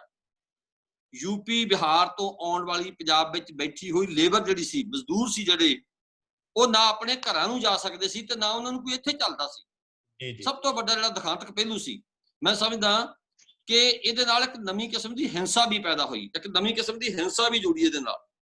ਉਹ ਇਹ ਹਿੰਸਾ ਸੀ ਕਿ ਭੁੱਖੇ ਮਰਦੇ ਬੰਦਿਆਂ ਨੂੰ ਅਸੀਂ ਖਾਣ ਪੀਣ ਦਾ ਸਮਾਨ ਦੇਣ ਤੋਂ ਵੀ ਝਿਜਕਦੇ ਸੀ ਕਿ ਸਾਨੂੰ ਕਿਤੇ ਕਰੋਨਾ ਇਫੈਕਟ ਨਾ ਹੋਵੇ, ਇਹ ਬੰਦੇ ਇਫੈਕਟ ਨਾ ਹੋਣ ਤੇ ਸਾਨੂੰ ਕਰੋਨਾ ਨਾ ਹੋ ਜਾਏ। ਔਰ ਨਾਲ ਦੀ ਨਾਲ ਮੈਂ ਇਹ ਕਹਿ ਰਿਹਾ ਕਿ ਜਿਹੜੀ ਸਾਡੀ ਮਜ਼ਦੂਰ ਜਮਾਤ ਨੂੰ ਆਪਣੇ ਦੇਸ਼ ਵਿੱਚ ਹੀ ਬੈਠੇ ਜਿਹੜੇ ਬੇਗਾਨੇ ਹੋ ਗਏ, ਆਪਣੇ ਘਰਾਂ 'ਚ ਬੈਠੇ ਲੋਕ ਜਿਹੜੇ ਸੀਗੇ ਉਹ ਅੰਦਰ ਜਿਹੜੇ ਸਮਾਜ ਨਾਲ ਟੁੱਟ ਗਏ ਤੇ ਆਪਣੇ ਆਪਣੇ ਰੁਜ਼ਗਾਰ ਦੀ ਖਾਤਰ, ਆਪਣੇ ਆਪਣੇ ਗੁਜ਼ਾਰੇ ਦੀ ਖਾਤਰ ਤੇ ਪ੍ਰਵਾਸੀ ਮਜ਼ਦੂਰ ਸੀ, ਉਹਨਾਂ ਨੂੰ ਜਾਂ ਪੈਦਲ ਜਾਂ ਹਜ਼ਾਰਾਂ ਕਿਲੋਮੀਟਰ ਦਾ ਜਿਹੜਾ ਫਾਸਲਾ ਸੀ ਉਹ ਸਾਈਕਲਾਂ ਤੇ ਤੈਅ ਕਰਨਾ ਪਿਆ, ਕਿਸੇ ਨੇ ਰਿਕਸ਼ੇ ਦੇ ਉੱਤੇ ਤੈਅ ਕੀਤਾ। ਸੋ ਇਹ ਜਿਹੜੀ ਹਿਜਰਤ ਸੀ ਇਹਦੇ ਬੜੇ ਦੁਖਾਂਤਕ ਪਹਿਲੂ ਸੀ। ਮੈਂ ਸਮਝਦਾ ਕਿ ਇਹਦੇ ਪ੍ਰਤੀ ਇੱਕ ਤਾਂ ਸਾਡੀ ਸੰਵੇਦਨਸ਼ੀਲਤਾ ਇਹ ਸੀ ਕਿ ਸਾਡੀ ਸਿਵਲ ਸੁਸਾਇਟੀ ਜਿਹਦਾ ਬੜਾ ਵੱਡਾ ਰੋਲ ਹੁੰਦਾ ਸੰਕਟ ਦੇ ਵਿੱਚ, ਮੈਂ ਸਮਝਦਾ ਕਿ ਸਰਕਾਰਾਂ ਨਾਲੋਂ ਵੀ ਵੱਧ ਸਿਵਲ ਸੁਸਾਇਟੀ ਦਾ ਰੋਲ ਹੁੰਦਾ ਤੇ ਉਹ ਸਿਵਲ ਸੁਸਾਇਟੀ ਨੇ ਰੋਲ ਇੱਕ ਅਦਾ ਵੀ ਕੀਤਾ। ਮੈਂ ਉਹਨੂੰ ਅੰਡਰਟੇਕ ਨਹੀਂ ਕਰ ਰਿਹਾ, ਜੈਸੇ ਖਾਲਸਾ ਏਡ ਆ ਜਾਂ ਸ਼੍ਰੋਮਣੀ ਗੁਰਦੁਆਰਾ ਪ੍ਰਬੰਧਕ ਕਮੇਟੀ ਹੈ, ਹੋਰ ਬਹੁਤ ਸਾਰੀਆਂ ਧਾਰਮਿਕ ਸੰਸਥਾਵਾਂ ਸੀ ਤੇ ਪੰਜਾਬ ਦਾ ਜਿਵੇਂ ਗੁਰਦੁਆਰਾ ਆਪਾਂ ਕਹਿ ਲਈਏ ਜਾਂ ਕੁਝ ਮੰਦਰਾਂ ਨੇ ਵੀ ਅਸੀਂ ਕਹਿ ਸਕਦੇ ਹਾਂ ਕਿ ਸਿਵਲ ਸੁਸਾਇਟੀ ਨੇ ਵੀ ਆਪਣਾ ਬਣਦਾ ਰੋਲ ਅਦਾ ਕੀਤਾ, ਪਰ ਉਸ ਵਿਆਪਕ ਪੈਮਾਨੇ ਤੇ ਸਿਵਲ ਸੁਸਾਇਟੀ ਨੇ ਆਪਣਾ ਰੋਲ ਅਦਾ ਨਹੀਂ ਕੀਤਾ ਜਿਸ ਕਿਸਮ ਦਾ ਸਿਵਲ ਸੁਸਾਇਟੀ ਨੂੰ ਰੋਲ ਅਦਾ ਕਰਨਾ ਚਾਹੀਦਾ ਹੁੰਦਾ ਹੈ। ਜੀ ਜੀ ਜੀ।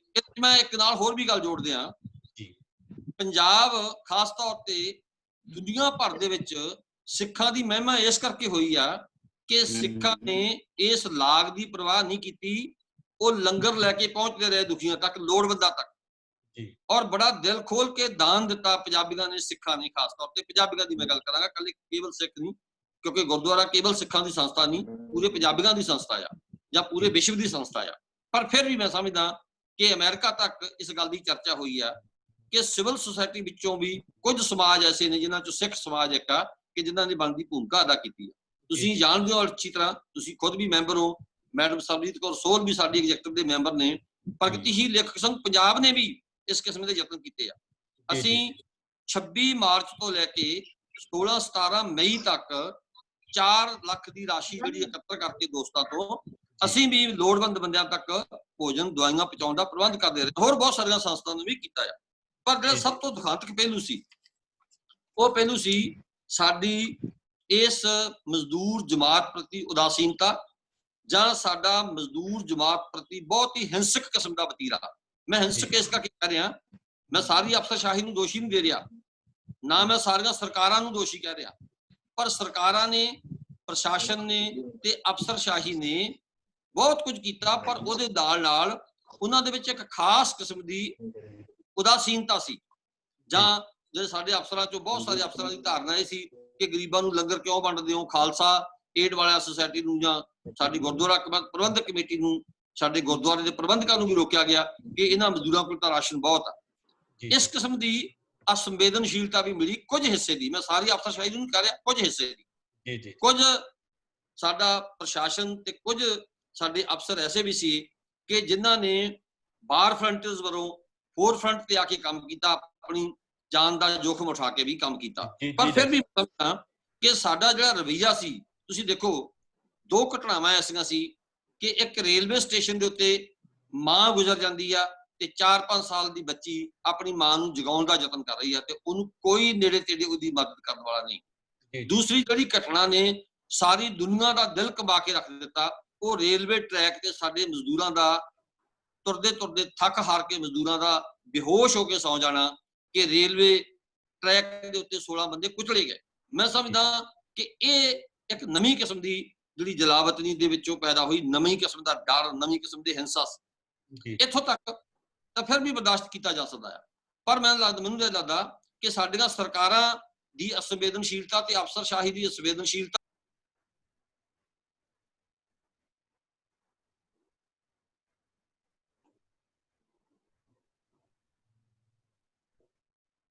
सर माइक माइक ਤੁਹਾਡਾ ਆਫ ਹੋ ਗਿਆ ਡਾਕਟਰ ਸਾਹਿਬ, माइक दोबारा चले, आवाज नहीं आ रही, माइक ऑन करो सर।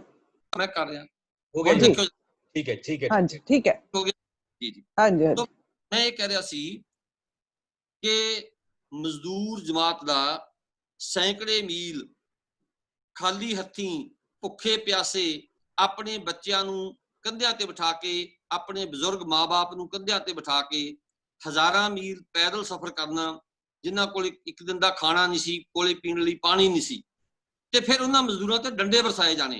ये साडी संवेदनशीलता नूं भी ਜ਼ਾਹਰ करदा है।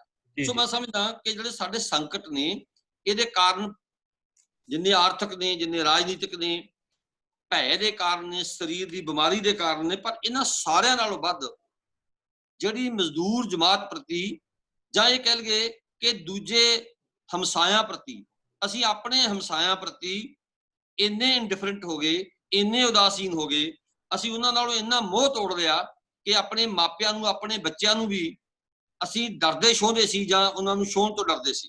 ਜੀ, ਸੋ ਜੀ, ਮੈਂ ਕਹਿਣਾ ਚਾਹੁੰਦਾ ਕਿ ਇਸ ਦੌਰ 'ਚ ਬਹੁਤ ਕੁਝ ਵਾਪਰਿਆ ਜਿਹੜਾ ਸਾਡੇ ਲਈ ਬਹੁਤ ਕੁਝ ਸਿੱਖਣ ਲਈ ਵੀ ਪੈਦਾ ਕਰਦਾ। ਮੈਂ ਸਵਾਲ ਲਈ ਸਪੇਸ ਦੇ ਰਿਹਾ ਤੁਹਾਨੂੰ ਤਾਂ ਕਿ ਜੀ, ਤੁਸੀਂ ਆਪਣੀ ਹਾਂ, ਗੱਲ ਜੀ, ਕਹੋ ਤਾਂ ਜੀ, ਮੈਂ ਜੀ, ਜੀ, ਸਵਾਲ।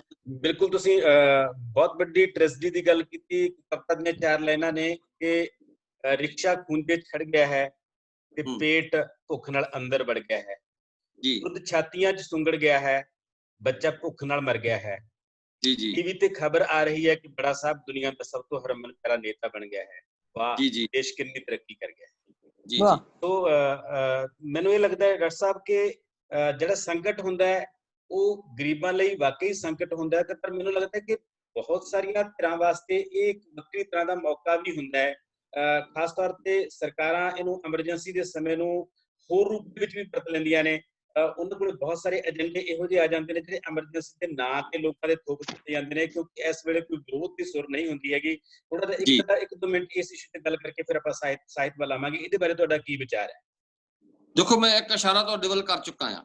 ਜੀ, ਇੱਕ ਪਾਸੇ ਤਾਂ ਵਿਸ਼ਵ ਸਰਮਾਏਦਾਰੀ ਦੇ ਅਲੰਬਰਦਾਰ ਅਮਰੀਕਾ ਨੇ ਕਰੋਨਾ ਸੰਕਟ ਨੂੰ ਕਿਵੇਂ ਵਰਤਿਆ, ਇਹ ਬੜਾ ਦਿਲਚਸਪ ਪਹਿਲੂ ਆ। ਅਮਰੀਕਾ ਦਾ ਅਰਬਾਂਪਤੀ ਬਿਜ਼ਨਸਮੈਨ ਇਹ ਕਹਿ ਰਿਹਾ ਕਿ ਵਪਾਰ ਬਚਣਾ ਚਾਹੀਦਾ ਆ, ਮਨੁੱਖਾਂ ਦਾ ਕੀ ਆ। ਜੀ, ਮੁਨਾਫਾ ਬਹੁਤ ਮਹੱਤਵਪੂਰਨ ਹੋ ਗਿਆ ਉਹਨਾਂ ਲਈ। ਔਰ ਦੂਸਰੇ ਪਾਸੇ ਅਮਰੀਕਾ ਜਿਹੜਾ ਆਪ ਬਹੁਤ ਸਾਰੇ ਸੰਕਟਾਂ ਦਾ ਸ਼ਿਕਾਰ ਆ, ਜਿਹਦੇ ਬਾਰੇ ਸਾਡੀ ਇੱਕ ਮਿਥ ਸੀ ਅਮਰੀਕਾ ਬਾਰੇ ਕਿ ਅਮਰੀਕਾ ਦੁਨੀਆ ਦਾ ਸਭ ਤੋਂ ਰਿਚੈਸਟ ਦੇਸ਼ ਆ, ਅਮਰੀਕਾ ਸ਼ਾਂਤ ਮੁਲਕ ਆ ਤੇ ਅਮਰੀਕਾ ਦੇ ਵਿੱਚ ਕਿਸੇ ਕਿਸਮ ਦਾ ਸੰਕਟ ਨਹੀਂ, ਦੁਨੀਆ ਦੀ ਸਭ ਤੋਂ ਵੱਡੀ ਡੈਮੋਕ੍ਰੇਸੀ ਆ। ਉਸ ਅਮਰੀਕਾ ਨੇ ਆਪਣੇ ਨਾਗਰਿਕਾਂ ਨੂੰ ਬਚਾਉਣ ਦੀ ਨਾਲੋਂ ਵੱਧ ਸੌਦਾ ਜ਼ੋਰ ਇਸ ਗੱਲ ਤੇ ਲਾਇਆ ਕਿ ਚਾਈਨਾ ਨੂੰ ਬਦਨਾਮ ਕੀਤਾ ਜਾਵੇ, ਕਿਉਂਕਿ ਮੂਲ ਮਸਲਾ ਕੀ ਆ? ਇਸ ਵੇਲੇ ਵਿਸ਼ਵ ਵਪਾਰ ਦੇ ਵਿੱਚ ਚਾਈਨਾ ਅਮਰੀਕਾ ਨੂੰ ਚੁਣੌਤੀ ਦੇ ਰਿਹਾ, ਔਰ ਨਤੀਜਾ ਇਹ ਹੋਇਆ ਕਿ ਚਾਈਨਾ ਨੂੰ ਬਦਨਾਮ ਕਰਕੇ ਅਮਰੀਕਾ ਨੇ ਵਿਸ਼ਵ ਵਪਾਰ ਵਿੱਚ ਆਪਣੀ ਸ਼ਾਖ ਬਚਾਉਣ ਦੀ ਕੋਸ਼ਿਸ਼ ਕੀਤੀ ਹੈ। ਜੀ, ਜੀ, ਔਰ ਦੂਜੇ ਪਾਸੇ ਅਸੀਂ ਦੇਖਦੇ ਹਾਂ ਕਿ ਹਿੰਦੁਸਤਾਨ 'ਚ ਵੀ ਇਹੀ ਹੋ ਰਿਹਾ। ਅੱਜ ਇੱਕ ਪਾਸੇ ਚਾਈਨਾ ਦੀਆਂ ਐਪਸ ਬੰਦ ਕੀਤੀਆਂ ਜਾ ਰਹੀਆਂ, ਚਾਈਨਾ ਦਾ ਸਮਾਨ ਤੋੜਨ ਲਈ ਗੱਲਾਂ ਕੀਤੀਆਂ ਜਾ ਰਹੀਆਂ, ਔਰ ਹਿੰਦੁਸਤਾਨ ਦੇ ਲੋਕਾਂ ਦੇ ਮਸਲੇ ਐਡਰੈਸ ਕਰਨ ਦੀ ਬਜਾਏ ਤੁਸੀਂ ਦੇਖੋ ਕਿ ਹਿੰਦੁਸਤਾਨ ਦੀ ਸਰਕਾਰ ਇੱਕ ਬੜੇ ਵੱਡੇ ਸੰਕਟ ਦੇ ਸਾਹਮਣੇ ਸੀ ਜਦੋਂ ਹਿੰਦੁਸਤਾਨ ਦਾ ਵਿਦਿਆਰਥੀ, ਜਦੋਂ ਹਿੰਦੁਸਤਾਨ ਦੀ ਇੱਕ ਖਾਸ ਘੱਟ ਗਿਣਤੀ, ਸਾਡਾ ਇਸਲਾਮ ਨੂੰ ਮੰਨਣ ਵਾਲਾ ਭਾਈਚਾਰਾ ਜਦੋਂ ਥਾਂ ਥਾਂ ਤੇ ਸ਼ਹੀਨ ਬਾਗ ਬਣਾ ਕੇ ਬੈਠਾ ਸੀ, ਚਾਹੇ JNU ਦੇ ਪੜ੍ਹੇ ਸੀ, ਜਾਮੀਆ ਮਿਲੀਆ ਇਸਲਾਮਿਆ ਦੇ ਪੜ੍ਹੇ ਸੀ, ਚਾਹੇ ਅਲੀਗੜ੍ਹ ਦੇ ਪੜ੍ਹੇ ਸੀ, ਉਹ ਸਵਾਲ ਖੜੇ ਕਰ ਰਹੇ ਸੀ, ਉਹ ਰੁਜ਼ਗਾਰ ਦੇ ਮਸਲਿਆਂ ਦੀ ਗੱਲ ਕਰ ਰਹੇ ਸੀ। ਔਰ ਸਾਡੀਆਂ ਸਰਕਾਰਾਂ ਨੂੰ ਇਹ ਬੜਾ ਰਾਸ ਆਇਆ ਕਰੋਨਾ, ਉਹ ਸਾਰੀ ਰੈਜ਼ਿਸਟੈਂਸ ਜਿਹੜੀ ਇੱਕ ਬਹੁਤ ਵੱਡੀ ਰੈਜ਼ਿਸਟੈਂਸ ਦੀ ਲਹਿਰ ਉੱਠ ਖੜੀ ਹੋਈ ਸੀ, ਖਾਸ ਤੌਰ ਤੇ ਹਿੰਦੁਸਤਾਨ ਦੀਆਂ ਘੱਟ ਗਿਣਤੀਆਂ ਆਪਣੀ ਪਛਾਣ ਲਈ, ਆਪਣੇ ਹੱਕਾਂ ਲਈ ਬਹੁਤ ਰਜਿਸਟ ਕਰ ਰਹੀਆਂ ਸੀ। ਔਰ ਸਾਡੀ ਸਰਕਾਰ ਨੂੰ ਇੱਕ ਮੌਕਾ ਮਿਲਿਆ ਕਿ ਉਹਨਾਂ ਨੇ ਲੋਕਡਾਊਨ ਦੇ ਨਾਂ ਤੇ, ਕਰੋਨਾ ਦੇ ਨਾਂ ਤੇ ਸਾਰੇ ਕੁਝ ਨੂੰ ਦਬਾ ਦਿੱਤਾ, ਔਰ ਅੱਜ ਵੀ ਦਬਾਇਆ ਜਾ ਰਿਹਾ। ਇਹਦੇ ਨਾਲ ਨਾਲ ਮੈਂ ਇਹ ਵੀ ਦੇਖ ਰਿਹਾ ਕਿ ਇਸ ਸੰਕਟ ਦੇ ਸਮੇਂ 'ਚ ਇੱਕ ਜਿਹੜੀ ਹੋਰ ਖਤਰਨਾਕ ਗੱਲ ਹੋਈ ਆ, ਉਹ ਖਤਰਨਾਕ ਗੱਲ ਇਹ ਹੋਈ ਆ ਕਿ ਸਾਡੇ ਦੁਨੀਆ ਭਰ ਦੇ ਜਿਹੜੇ ਵਿਗਿਆਨੀ ਬਾਰ-ਬਾਰ ਕਹਿ ਰਹੇ ਨੇ ਕਿ ਇਸ ਵਾਇਰਸ ਦਾ ਅਜੇ ਸਾਡੇ ਕੋਲੇ ਕੋਈ ਤੋੜ ਨਹੀਂ ਹੈ, ਕੋਈ ਇਲਾਜ ਨਹੀਂ ਹੈ।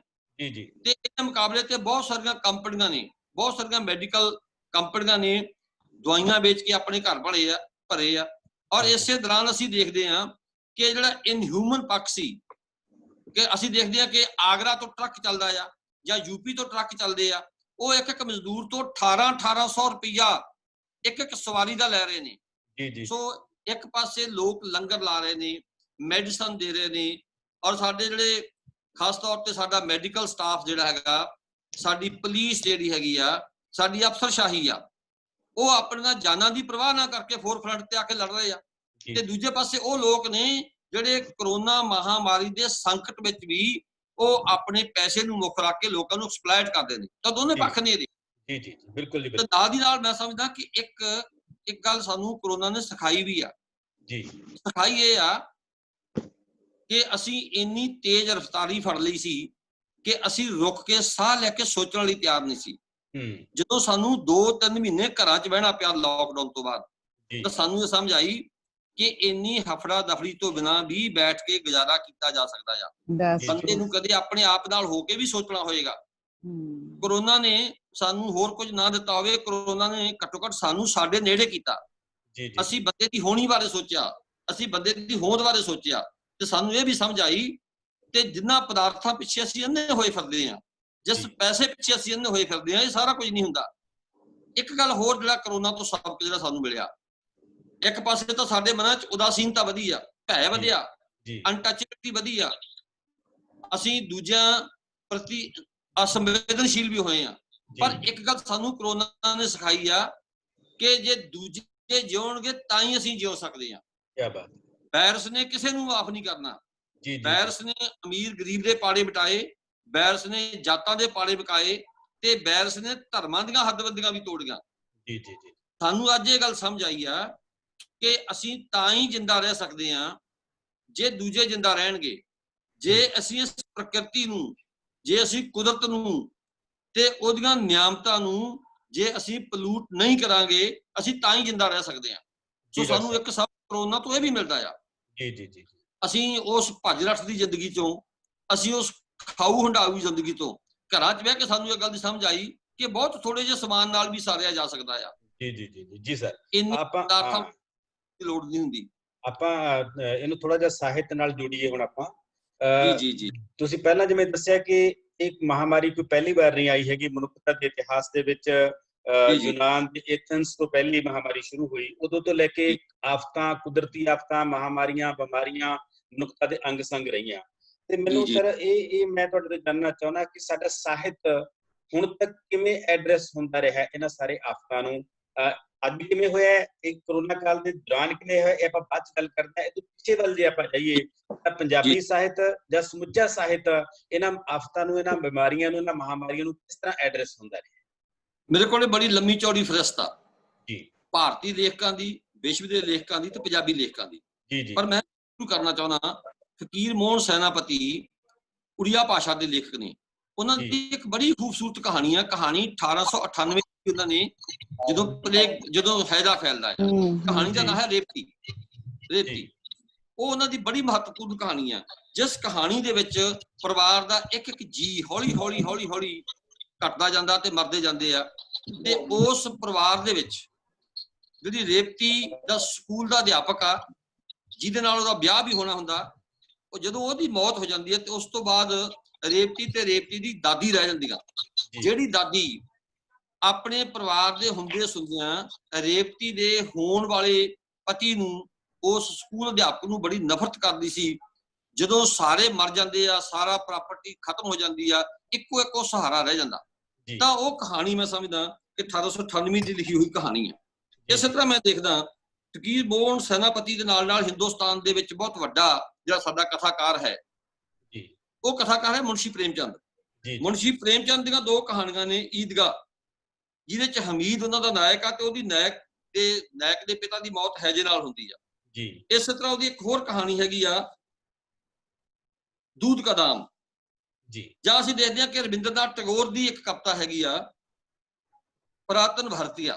ਪੁਰਾਤਨ ਭਾਰਤੀਆ ਦਾ ਜਿਹੜਾ ਨਾਇਕ ਹੈਗਾ, ਉਹ ਆਪਣੇ ਮਾਲਕ ਦੀ ਸੇਵਾ ਕਰਦਾ ਕਰਦਾ ਆਪ ਮਰ ਜਾਂਦਾ, ਪਰ ਆਪਣੇ ਮਾਲਕ ਨੂੰ ਆਂਚ ਨਹੀਂ ਹੋਣ ਦਿੰਦਾ। ਸੂਰਿਆਕਾਂਤ ਤ੍ਰਿਪਾਠੀ ਨਰਾਲਾ ਦੀ ਸਵੈ ਜੀਵਨੀ ਆ ਕੁਲੀ ਭਾਟ, ਉਹਦੇ ਵਿੱਚ ਉਹ ਜ਼ਿਕਰ ਕਰਦਾ ਕਿ ਮੈਂ ਆਪਣੇ ਪਰਿਵਾਰ ਨੂੰ, ਉਹ ਗੰਗਾ ਦੇ ਮੁਹਾਣੇ ਚ ਖੜਾ ਆ ਤੇ ਉਹ ਕਹਿ ਰਿਹਾ ਕਿ ਮੈਂ ਆਪਣੇ ਪਰਿਵਾਰ ਦੇ ਜੀਆਂ ਨੂੰ ਹੌਲੀ ਹੌਲੀ ਮਰਦੇ ਦੇਖ ਰਿਹਾ ਆ। ਹੋਰ ਬਹੁਤ ਸਾਰੀਆਂ ਕਹਾਣੀਆਂ ਦਾ ਜ਼ਿਕਰ ਮੈਂ ਨਹੀਂ ਕਰਦਾ। ਇੱਕ ਕਹਾਣੀ ਜ਼ਿਕਰ ਮੈਂ ਜ਼ਰੂਰ ਕਰਨਾ ਚਾਹਾਂਗਾ, ਉਹ ਛਪੀ ਵੀ ਆ, ਪੰਜਾਬੀ ਟ੍ਰਿਬਿਊਨ ਨੇ ਛਾਪੀ ਆ, ਰਜਿੰਦਰ ਸਿੰਘ ਬੇਦੀ ਦੀ ਕਹਾਣੀਆਂ ਕੁਆਰੰਟਾਈਨ।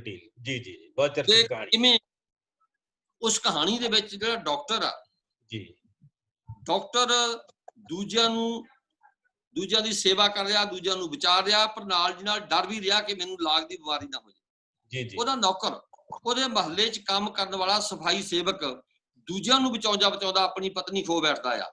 ਜਦੋਂ ਡਾਕਟਰ ਨੂੰ ਸਨਮਾਨਿਤ ਕੀਤਾ ਜਾ ਰਿਹਾ ਹੁੰਦਾ ਆ ਕਿ ਉਹਨੇ ਇਸ ਹੈਜੇ ਦੇ ਦੌਰ 'ਚ ਬਹੁਤ ਕੰਮ ਕੀਤਾ ਆ, ਤਾਂ ਉਸ ਵੇਲੇ ਉਹ ਜਿਹੜਾ ਉਹਦਾ ਮਹੱਲੇ ਦਾ ਸਫਾਈ ਸੇਵਕ ਹੋ ਜਾਂਦਾ ਆ ਤੇ ਡਾਕਟਰ ਨੂੰ ਬਹੁਤ ਧੀਮੀ ਦੀ ਆਵਾਜ਼ ਵਿੱਚ ਜਦੋਂ ਉਹ ਮੁਬਾਰਕ ਦਿੰਦਾ ਤਾਂ ਡਾਕਟਰ ਨੂੰ ਹੋਸ਼ ਆਉਂਦੀ ਆ ਕਿ ਮੈਂ ਜੋ ਕੁਝ ਕੀਤਾ ਆ ਮੈਨੂੰ ਤਾਂ ਉਹਦਾ ਵੱਧ ਲਾਹਾ ਮਿਲ ਰਿਹਾ। ਅਸਲ ਲੋਕਾਂ ਦੀ ਸੇਵਾ ਕਰਨ ਵਾਲਾ ਤਾਂ ਇਹ ਲੋਕ ਸੀ। ਸੋ ਇਹ ਕਹਾਣੀ ਮੈਨੂੰ ਜਿੱਦਾਂ ਬੇਦੀ ਇੱਕ ਹੋਰ ਕਹਾਣੀ ਜੀ ਡਾਕਟਰ ਸਾਹਿਬ ਹੁਣ ਆਪਾਂ ਵਰਤਮਾਨ ਦੌਰ ਵੱਲ ਆਈਏ। ਇੱਕ ਮੈਂ ਰਿਕੁਐਸਟ ਕਰਨਾ ਚਾਹੁੰਦੀ ਜੀ, ਸੁਨੀਤਾ ਜੀ ਤੁਹਾਡਾ ਕੈਮਰਾ ਨਾ ਡਿਸਟਰਬ ਕਰ ਰਿਹਾ, ਜਾਂ ਕੈਮਰਾ ਬੰਦ ਕਰ ਦਿਓ ਜਾਂ ਸਟਿਲ ਹੋ ਜਾਓ ਥੋੜਾ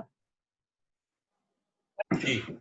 ਜੀ ਹਾਂਜੀ ਸਰ, ਮੈਂ ਗੱਲ ਕਰ ਰਿਹਾ ਸੀ ਕਿ ਇੱਕ ਤਾਂ ਪੁਰਾਣਾ ਸਮਾਂ, ਚਲੋ ਉਹਦੇ ਵਿੱਚ ਤੁਸੀਂ ਬਹੁਤ ਸਾਰੀਆਂ ਕਹਾਣੀਆਂ ਦੀ ਗੱਲ ਕੀਤੀ, ਕੁਆਰੰਟਾਈਨ ਦੀ ਗੱਲ ਕੀਤੀ, ਉਸ ਤੋਂ ਪਹਿਲਾਂ ਅਲਮੇਰ ਕਾਮੂ ਦਾ ਨਾਵਲ ਦਾ ਪਲੇਗ, ਹੋਰ ਦੁਨੀਆ ਦੇ ਵਿੱਚ ਬਹੁਤ ਸਾਰਾ ਸਾਹਿਤ ਲਿਖਿਆ ਗਿਆ। ਆਪਾਂ ਗੱਲ ਕਰੀਏ ਤਾਂ ਹੁਣ ਦੇ ਦੌਰ ਦੇ ਵਿੱਚ, ਕਰੋਨਾ ਮਹਾਮਾਰੀ ਦੇ ਦੌਰ ਦੇ ਵਿੱਚ ਸਾਡੇ ਲੇਖਕਾਂ ਨੇ ਔਰ ਸਾਹਿਤਕਾਰ ਇਹਨੂੰ ਕਿਵੇਂ ਐਡਰੈਸ ਕੀਤਾ, ਇਸ ਮਹਾਮਾਰੀ ਨੂੰ? ਇਹਦੇ ਬਾਰੇ ਤੁਹਾਡੀ ਕੀ ਵਿਚਾਰ ਨੇ? ਉਹਨੂੰ ਕਿਵੇਂ ਐਡਰੈਸ ਹੋਣਾ ਚਾਹੀਦਾ ਸੀ ਜਾਂ ਉਹਨੇ ਕਿਵੇਂ ਐਡਰੈਸ ਕੀਤਾ? ਦੇਖੋ, ਇੱਕ ਤਾਂ ਮੈਂ ਤੁਹਾਡੇ ਮੰਚ ਰਾਹੀਂ ਧੰਨਵਾਦ ਕਰਨਾ ਚਾਹੁੰਦਾ ਡਾਕਟਰ ਸ਼ਿਆਮ ਸੁੰਦਰ ਦੀਪਤੀ ਦਾ। ਉਹਨਾਂ ਨੇ ਲਗਾਤਾਰ ਇਸ ਬਿਮਾਰੀ ਬਾਰੇ ਪੰਜਾਬੀ ਟ੍ਰਿਬਿਊਨ 'ਚ ਲਿਖਿਆ। ਉਹਨਾਂ ਨੂੰ ਬੁਲਾਵਾਂਗੇ ਵੀ ਆਪਾਂ ਜੀ ਇੱਥੇ। ਜੀ ਹਾਂ, ਤੇ ਉਹਨਾਂ ਮੈਂ ਸਮਝਦਾ ਕਿ ਉਹਨਾਂ ਨੇ ਬਹੁਤ ਵੱਡੀ ਸੇਵਾ ਕੀਤੀ ਆ ਸਮੁੱਚੀ ਮਾਨਵਤਾ ਦੀ, ਕਿ ਸਾਨੂੰ ਇਸ ਬਿਮਾਰੀ ਦੇ ਲੱਛਣਾਂ ਤੋਂ ਤੇ ਦੇ ਬਚਾਅ ਬਾਰੇ ਬਹੁਤ ਸਾਨੂੰ ਸੁਚੇਤ ਕਰਦੇ ਰਹੇ। ਜੀ ਜੀ ਜੀ। ਸਾਡੇ ਕੁਝ ਲੇਖਕਾਂ ਨੇ ਵੀ ਬੜੀਆਂ ਮਾਰਮਿਕ ਰਚਨਾਵਾਂ ਲਿਖੀਆਂ ਨੇ, ਜਿਵੇਂ ਤਰਸੇਮ ਦੀਆਂ ਕਵਿਤਾਵਾਂ ਨੇ ਸਾਈਕਲ ਬਾਰੇ, ਖਾਸ ਤੌਰ ਤੇ ਬਰਨਾਲੇ ਦਾ ਕਵੀ ਆ ਤਰਸੇਮ, ਉਹਦੀਆਂ ਸਾਈਕਲ ਦੇ ਮਹੱਤਵ ਬਾਰੇ ਕਵਿਤਾਵਾਂ ਨੇ।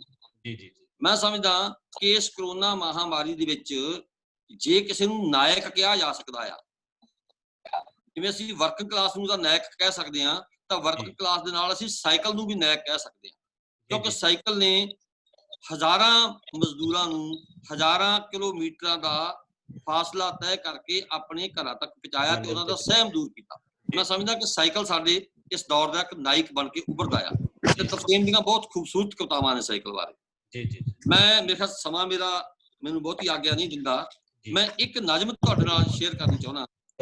ਇਹ ਬੰਗਲਾਦੇਸ਼ ਦੇ ਕਵੀ ਦੀ ਨਜ਼ਮ ਹੈ, ਜਿਹੜਾ ਬੰਗਲਾਦੇਸ਼ ਚੋਂ ਜਲਾਵਤਨ ਕੀਤਾ ਗਿਆ ਤੇ ਅੱਜ ਕੱਲ੍ਹ ਜਰਮਨ 'ਚ ਰਹਿ ਰਿਹਾ। ਇਹ ਨਜ਼ਮ ਮੈਨੂੰ ਪੰਜਾਬੀ ਦੇ ਬਹੁਤ ਹੀ ਪ੍ਰਬੁੱਧ ਪਬਲਿਸ਼ਰ ਹਰੀਸ਼ ਜੈਨ ਹੋਣਾ ਨੇ ਇਹਦਾ ਅਨੁਵਾਦ ਕਰਕੇ ਭੇਜੀ ਆ। ਇਹ ਉਸ ਲੇਖਕ ਦਾ ਨਾਮ ਹੈ ਦੌਦ ਹੈਦਰ। ਦੌਦ ਹੈਦਰ ਦੀ ਨਜ਼ਮ ਆ, ਬਹੁਤ ਖੂਬਸੂਰਤ, ਮੈਂ ਸਾਂਝੀ ਕਰ ਲਵਾਂ ਤੁਹਾਡੇ ਨਾਲ। ਨਜ਼ਮ ਹੈ ਬਖਸ਼ ਦੇ ਸਾਨੂੰ। ਕੈਦ ਨੂੰ ਮੈਂ ਜਾਣਦਾ ਹਾਂ, ਨੀਂਦਰੀਆਂ ਅੱਖਾਂ 'ਚ ਤੈਰਦੇ ਭੈੜੇ ਨਿੱਤ ਦੇ ਸੁਪਨਿਆਂ ਵਾਂਗ। ਕੈਦਖਾਨੇ ਵਿੱਚ ਮੈਂ ਮਹੀਨਿਆਂ ਦੇ ਸੱਕ ਲਾਹੇ ਤੇ ਮੌਸਮਾਂ ਨੂੰ ਛਾਨਣੀ ਵਿੱਚ ਛਾਣਿਆ ਹੈ। ਇੱਥੇ ਹੀ ਹਾਂ ਅੱਜ ਫਿਰ ਅਕਾਲਤਾਵਾਂ ਦੇ ਝੁੰਡ ਵਿੱਚ ਉਲਝਿਆ ਹੋਇਆ, ਦੋ ਮੂੰਹੇ ਸੱਪ ਦਾ ਡੰਗਿਆ ਵਹਿਸ਼ਤ ਅਤੇ ਅਦਿੱਖ ਵਾਇਰਸ। ਇੱਥੇ ਅਦਿੱਖ ਵਾਇਰਸ ਇਸ ਕਰਕੇ ਕਹਿ ਰਿਹਾ ਕਿ ਕੁਝ ਦੁਸ਼ਮਣ ਨਜ਼ਰ ਆਉਂਦੇ ਆ, ਕੁਝ ਬਿਮਾਰੀਆਂ ਨਜ਼ਰ ਆਉਂਦੀਆਂ, ਪਰ ਇਹ ਐਸਾ ਵਾਇਰਸ ਆ ਜਿਹਦਾ ਬਹੁਤ ਕੁਝ ਸਾਨੂੰ ਨਜ਼ਰ ਨਹੀਂ ਆਉਂਦਾ। ਇਸੇ ਨਜ਼ਮ ਚ ਅੱਗੇ ਕਹਿੰਦੇ ਨਿਰਾਸ਼ ਤੇ ਮੋਏ, ਭੁੱਖੇ ਤੇ ਬਿਮਾਰ, ਸਦੀਵੀ ਸੀਤ ਦੇ ਭੰਨੇ ਲੋਕ, ਸਿਵਿਆਂ ਤੇ ਕਬਰਾਂ ਦੀ ਓਟ ਤੱਕਦੇ ਜਦੋਂ, ਸਮੁੰਦਰੋਂ ਡੂੰਘੇ ਦੁੱਖਾਂ ਦੀਆਂ ਆਵਾਜ਼ਾਂ ਵਿਹੂਣੀਆਂ ਚੀਕਾਂ, ਸੁੰਨ ਹੋਏ ਕੰਨਾਂ ਵਿੱਚ ਹਥੌੜਿਆਂ ਵਾਂਗ ਗੂੰਜਦੀਆਂ ਹਨ। ਉਹ ਹਨੇਰੀਆਂ ਰਾਤਾਂ ਦੀ ਦੇਵੀ, ਸਾਨੂੰ ਬਖਸ਼ ਦੇ ਸਾਨੂੰ ਆਪਣੀਆਂ ਰੱਤ ਨਾਲ ਲਿਬੜੀਆਂ ਬਰਾਸ਼ਾਂ ਦੀ ਡਰਾਉਣੀ ਮੁਸਕਾਨ। ਸੋ ਇਸ ਕਿਸਮ ਦੀਆਂ ਨਜ਼ਮਾਂ ਵੀ ਲਿਖੀਆਂ ਜਾ ਰਹੀਆਂ ਨੇ। ਮੈਂ ਸਮਝਦਾ ਲੇਖਕ ਦਾ ਜਿਹੜਾ ਧਰਮ ਬਣਦਾ ਸੀ, ਜਿਹਦੇ ਬਾਰੇ ਅਸੀਂ ਬਹੁਤੇ ਸੁਚੇਤ ਨਹੀਂ ਹੋਏ, ਉਹ ਇਹ ਸੀ ਕਿ ਸਾਡੀਆਂ ਸਰਕਾਰਾਂ ਜਾਂ ਸਾਡੀ ਅਫਸਰਸ਼ਾਹੀ ਉਹ ਅਸੰਵੇਦਨਸ਼ੀਲਤਾ ਰਹਿੰਦੀ, ਕਿਉਂਕਿ ਉਹਨਾਂ ਦਾ ਖਾਸਾ ਇਸ ਕਿਸਮ ਦਾ ਹੁੰਦਾ ਆ। ਪਰ ਲੇਖਕ ਬਹੁਤ ਸੰਵੇਦਨਸ਼ੀਲ ਹੁੰਦੇ ਆ। ਲੇਖਕ ਨੂੰ ਨਿਰੰਤਰ ਲਿਖਣਾ ਚਾਹੀਦਾ ਸੀ।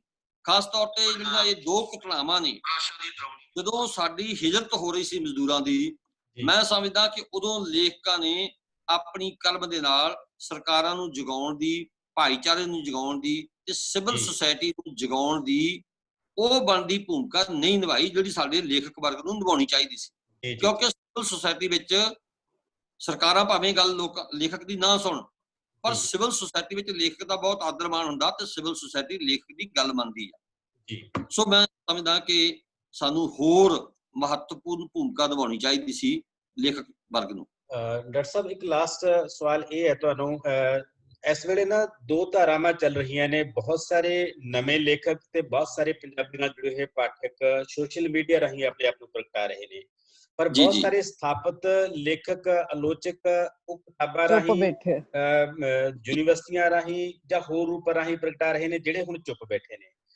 ਤੁਹਾਨੂੰ ਕੀ ਲੱਗਦਾ ਕਿ ਕੋਈ ਇਹੋ ਜਿਹਾ ਪੁਲ ਬਣਨਾ ਚਾਹੀਦਾ ਹੈ ਤਾਂ ਕਿ ਇਹ ਜੋ ਨਵਾਂ ਪਾਠਕ ਸੋਸ਼ਲ ਮੀਡੀਆ ਰਾਹੀਂ ਸਾਡੇ ਨਾਲ ਜੁੜ ਰਿਹਾ ਹੈ, ਨਵੇਂ ਲੇਖਕਾਂ ਨੂੰ ਐਕਸਪੋਜ਼ਰ ਮਿਲ ਰਿਹਾ ਹੈ, ਇਸ ਪਾਠਕ ਦਾ ਉਸ ਸਾਹਿਤ ਨਾਲ, ਜਾਂ ਜਿਵੇਂ ਤੁਸੀਂ ਹੁਣ ਸਾਡੇ ਨਾਲ ਫੇਸਬੁੱਕ ਤੇ ਲਾਈਵ ਹੋ ਰਹੇ ਹੋ, YouTube ਤੇ ਲਾਈਕ ਹੋ ਰਹੇ ਹੋ, ਮੈਨੂੰ ਲੱਗਦਾ ਕਿ ਉਹ ਜਿਹੜਾ ਵਿਚਕਾਰ ਗੈਪ ਹੈ ਉਹ ਇੱਕ ਬਹੁਤ ਵੱਡਾ ਗੈਪ ਹੈ ਤੇ ਸਾਡੇ ਲੇਖ ਨੂੰ ਇਹਨਾਂ ਲੋਕਾਂ ਦੇ ਨਾਲ ਜੁੜਨਾ ਚਾਹੀਦਾ ਹੈ। ਇਹ ਜਿਹੜੀ ਦੂਰੀ ਹੈ ਕਿ ਇਹਦੇ ਬਾਰੇ ਤੁਸੀਂ ਮੈਨੂੰ ਦੱਸੋ ਕਿ ਇਹ ਕੀ ਹੈ ਮਸਲਾ ਹੈ, ਕਿਵੇਂ ਠੀਕ ਹੋ ਸਕਦੀ ਹੈ? ਦੇਖੋ, ਤੁਸੀਂ ਬਹੁਤ ਮਹੱਤਵਪੂਰਨ ਸਵਾਲ ਖੜਾ ਕੀਤਾ ਜੀ ਕਿ ਨਵੀਂ ਪੋਚ ਨੇ, ਨਵੀਂ ਜਨਰੇਸ਼ਨ ਨੇ ਆਪਣੀ ਗੱਲ ਨਵੇਂ ਮੁਹਾਵਰੇ 'ਚ, ਨਵੇਂ ਬਿੰਬਾਂ ਚੰਨਾਂ 'ਚ ਕਹਿਣੀ ਹੁੰਦੀ ਹੈ। ਤੇ ਮੈਂ ਸਮਝਦਾ ਕਿ ਲਿਟਰੇਚਰ ਇੱਕ ਖਾਸ ਕਿਸਮ ਦੀ ਤਾਜ਼ਗੀ ਵੀ ਮੰਗਦਾ ਹੁੰਦਾ ਹੈ। ਜਿਹੜੀ ਸਾਹਿਤ ਦੀ ਫਿਜ਼ਾ ਆ ਉਹਦੇ ਵਿੱਚ ਵੀ ਅਵਾਊਪਣ ਆਉਂਦਾ ਆ।